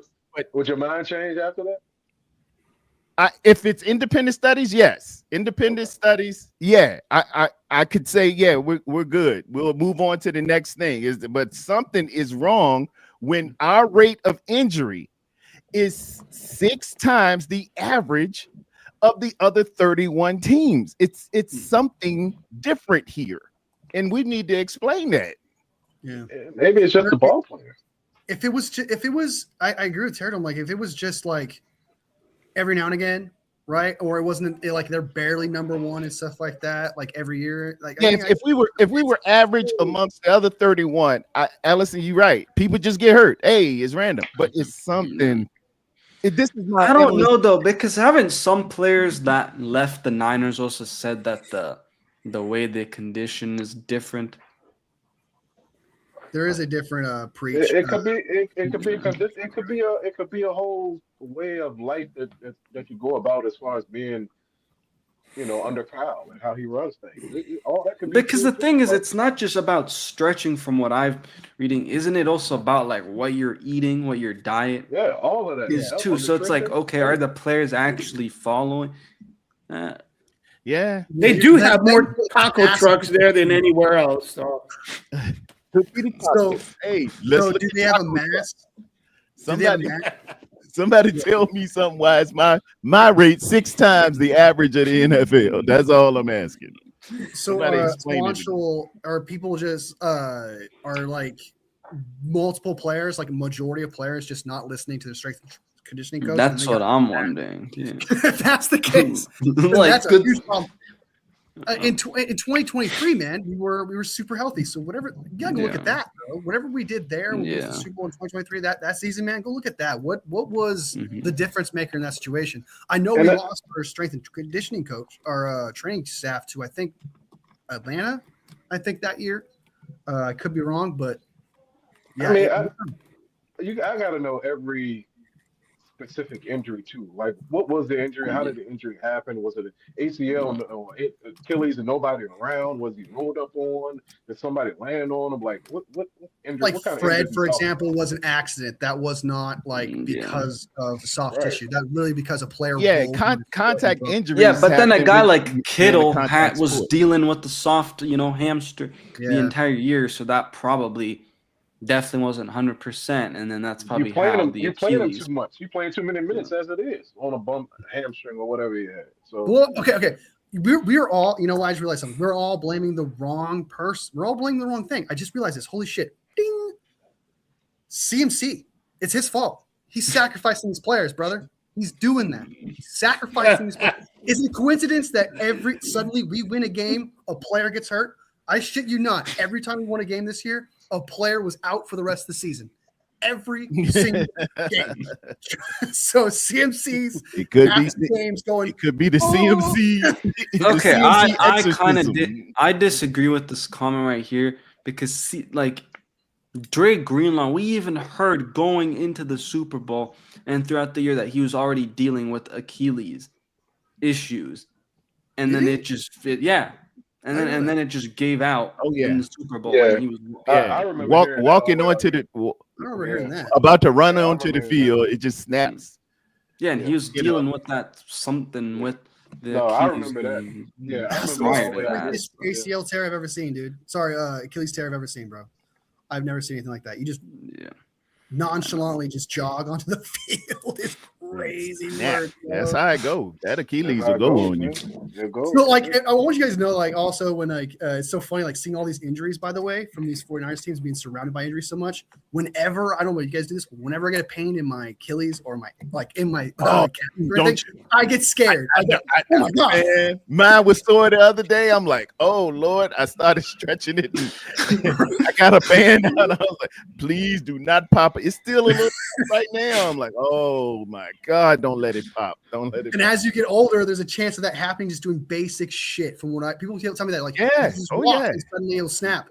Going up the stairs. Bam. Hey Hugh, I was playing in my league last 2 weeks ago, and I don't know what happened. End of the game, and I stepped the wrong way, and I looked behind me. I was like, ain't nobody touched me, and my calf was hurt. I was like, man, I know this is not what I think it is, but it ended up being my calf. Calf strength, First thing went on there was I know I did not tear my Achilles. No, man. I know. You were with me when it happened. That calf strain hit me. Yeah. You turn around and you say, "Who threw something at me?" Man, that was the first thing I thought about. I was like, I know at 45 years old, this is not happening to me right now. I was 44. I was 44 with y'all that day at Pine Camp. Yep. Yeah, but it was just my calf, though. Yeah. Yeah. So like when you guys did you guys see the Netflix thing where the guy was climbing the building? You guys hear about that?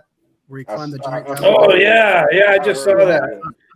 I kept freaking out because like if he tears something, he's fucked. He's dead. He's gone. There's no way he's gonna survive. If he tears something, he's dead. Like, and so I know he doesn't stretches, takes care of himself, but he's an older guy, and that can happen to anybody at any time. And then when I saw him like hanging from his legs and just trying to wash his hands, like dry his hands off, I was like, oh my God, he's going to break his ankle. He's going to tear his. Sports has constantly made me look at whenever someone does something athletic and they're older and something like that. I've developed this like PTSD almost where I almost think that, okay, they're fucked, or okay, at any moment they're done. They're going to snap. So I always get like, so sometimes I'll see like an older guy like running or something like that. I'm like, dude, he's going to tear his ACL. So like football has kind of created this PTSD. Hey man, you're just thinking about it. I was on pins and needles just watching Phillip Rivers come back. Oh yeah, right, for real. Dude, did you guys see Phillip Rivers is maybe going to get the Bills job? Yeah, I saw that. Thank God he didn't. I would have hated that. Well, I mean, I think he took his name out of the running yesterday. Yeah. I think he got a sense that he wasn't gonna get it anyway. But. Yeah, Joe Brady's the guy, man. Yeah. Tarrerdome's a huge Brady guy. I've heard that Bills fans don't like him. I've heard. They probably won't, maybe, but he gets separation in his passing game. He is really good. He's a good offensive mind. It's a lot of YouTube stuff on the Joe Brady passing game and how he does. It's called Dirty Bunch, and from Dirty Bunch trip sets, and he gets a lot of crosses. He gets separation for those guys, and they're not the best receivers in the world, but they get separation. They average around 3 to 4 yards of separation, and it's because of his nuances. I remember he was with Carolina, and he was like straight dog water. It's Carolina was straight dog water. I remember when he was LSU and they were national champions. So we can go that way with it too. Yeah.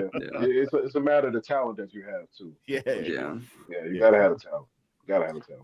Before I dip, I want to ask Anshul because I want to know his opinion on this.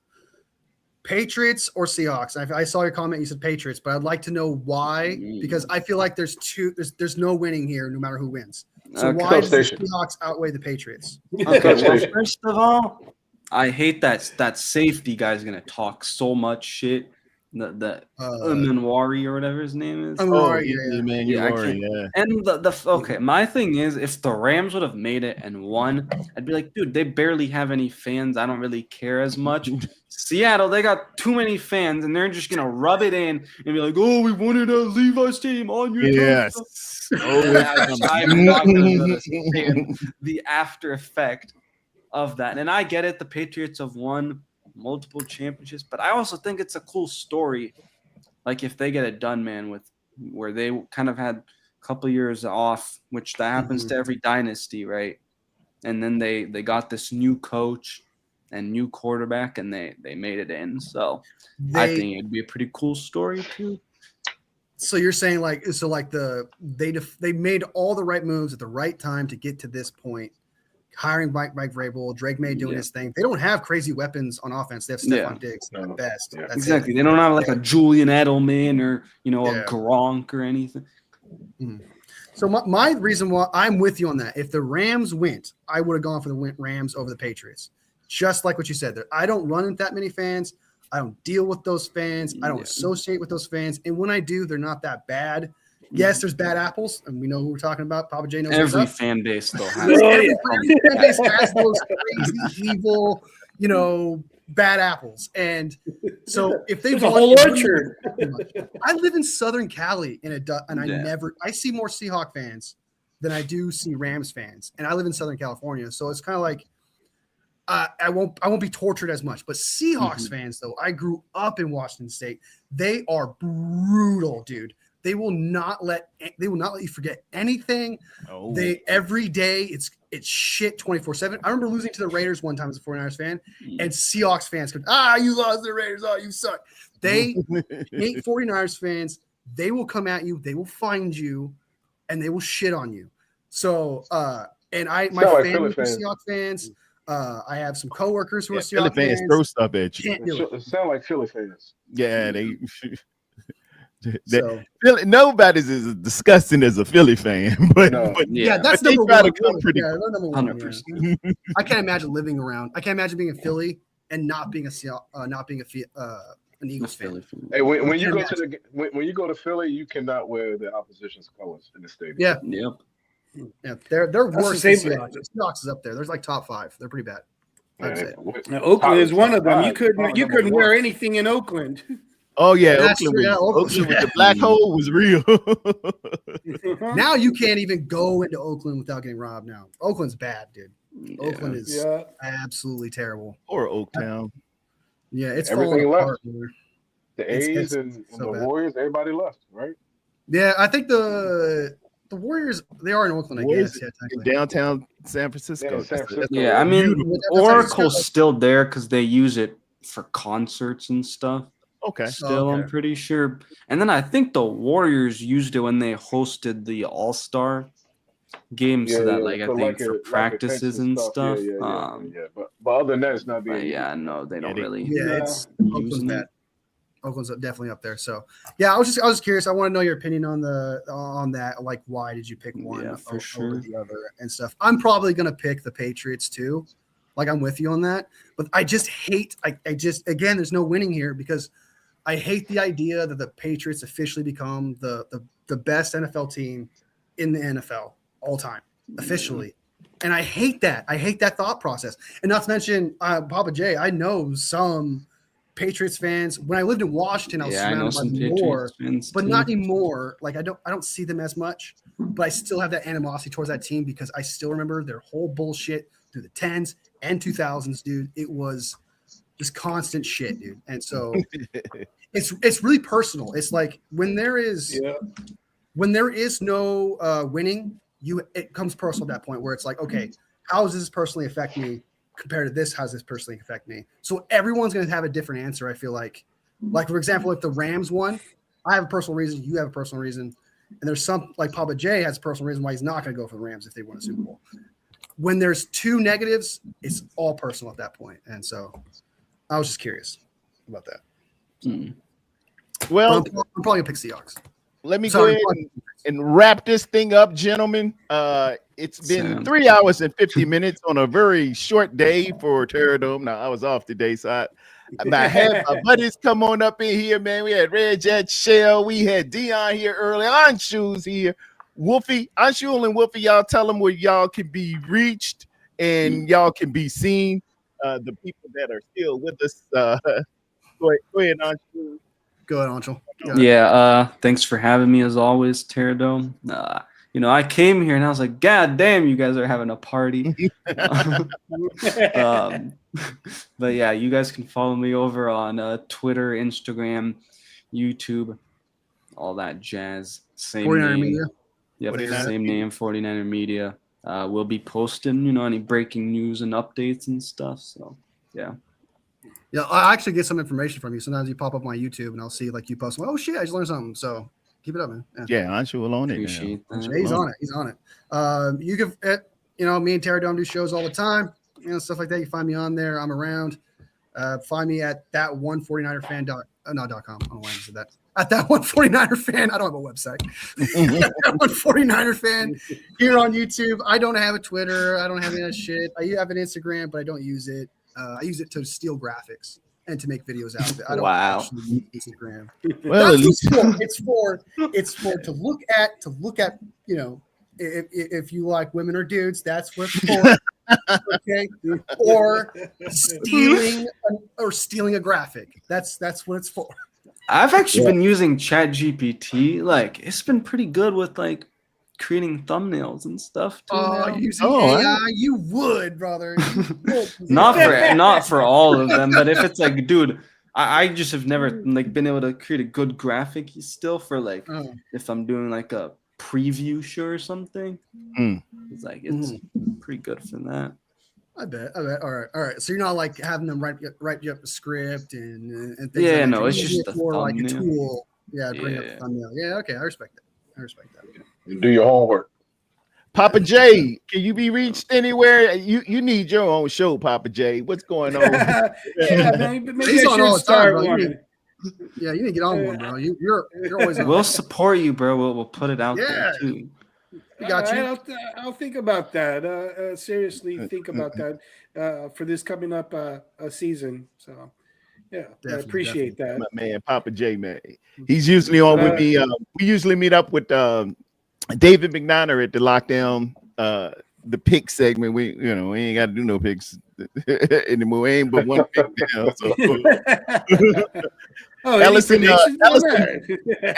can be seen on this platform as well as Eagles platform as well as any other platform. I look up, I'm saying, this dude on somebody else's show or somebody else's show.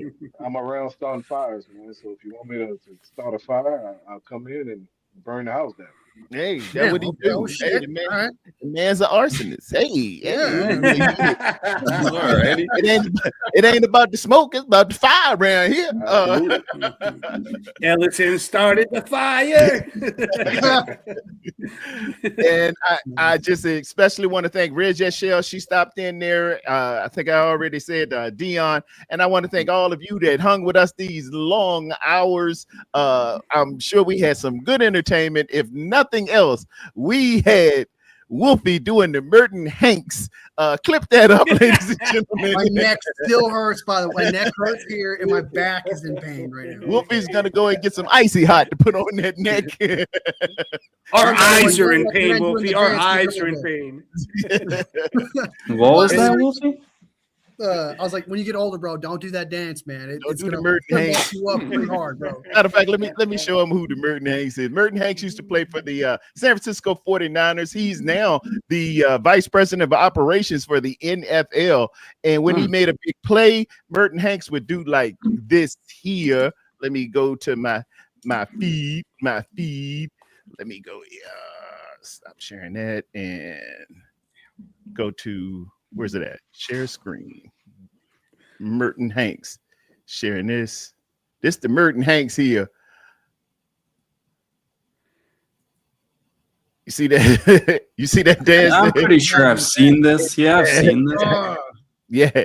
Wolfie did it a minute ago, and his neck still hurting. All right, I'll have to go find it in the long 4 hour. I actually don't know. I don't know the timestamp for when it happened, but it was shortly before you showed up, though. Okay.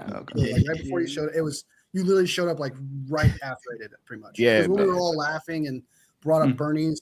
Were you there when we brought the Bernie's? Weekend at Bernie's. Have you ever seen Weekend at Bernie's? Okay, that's another one.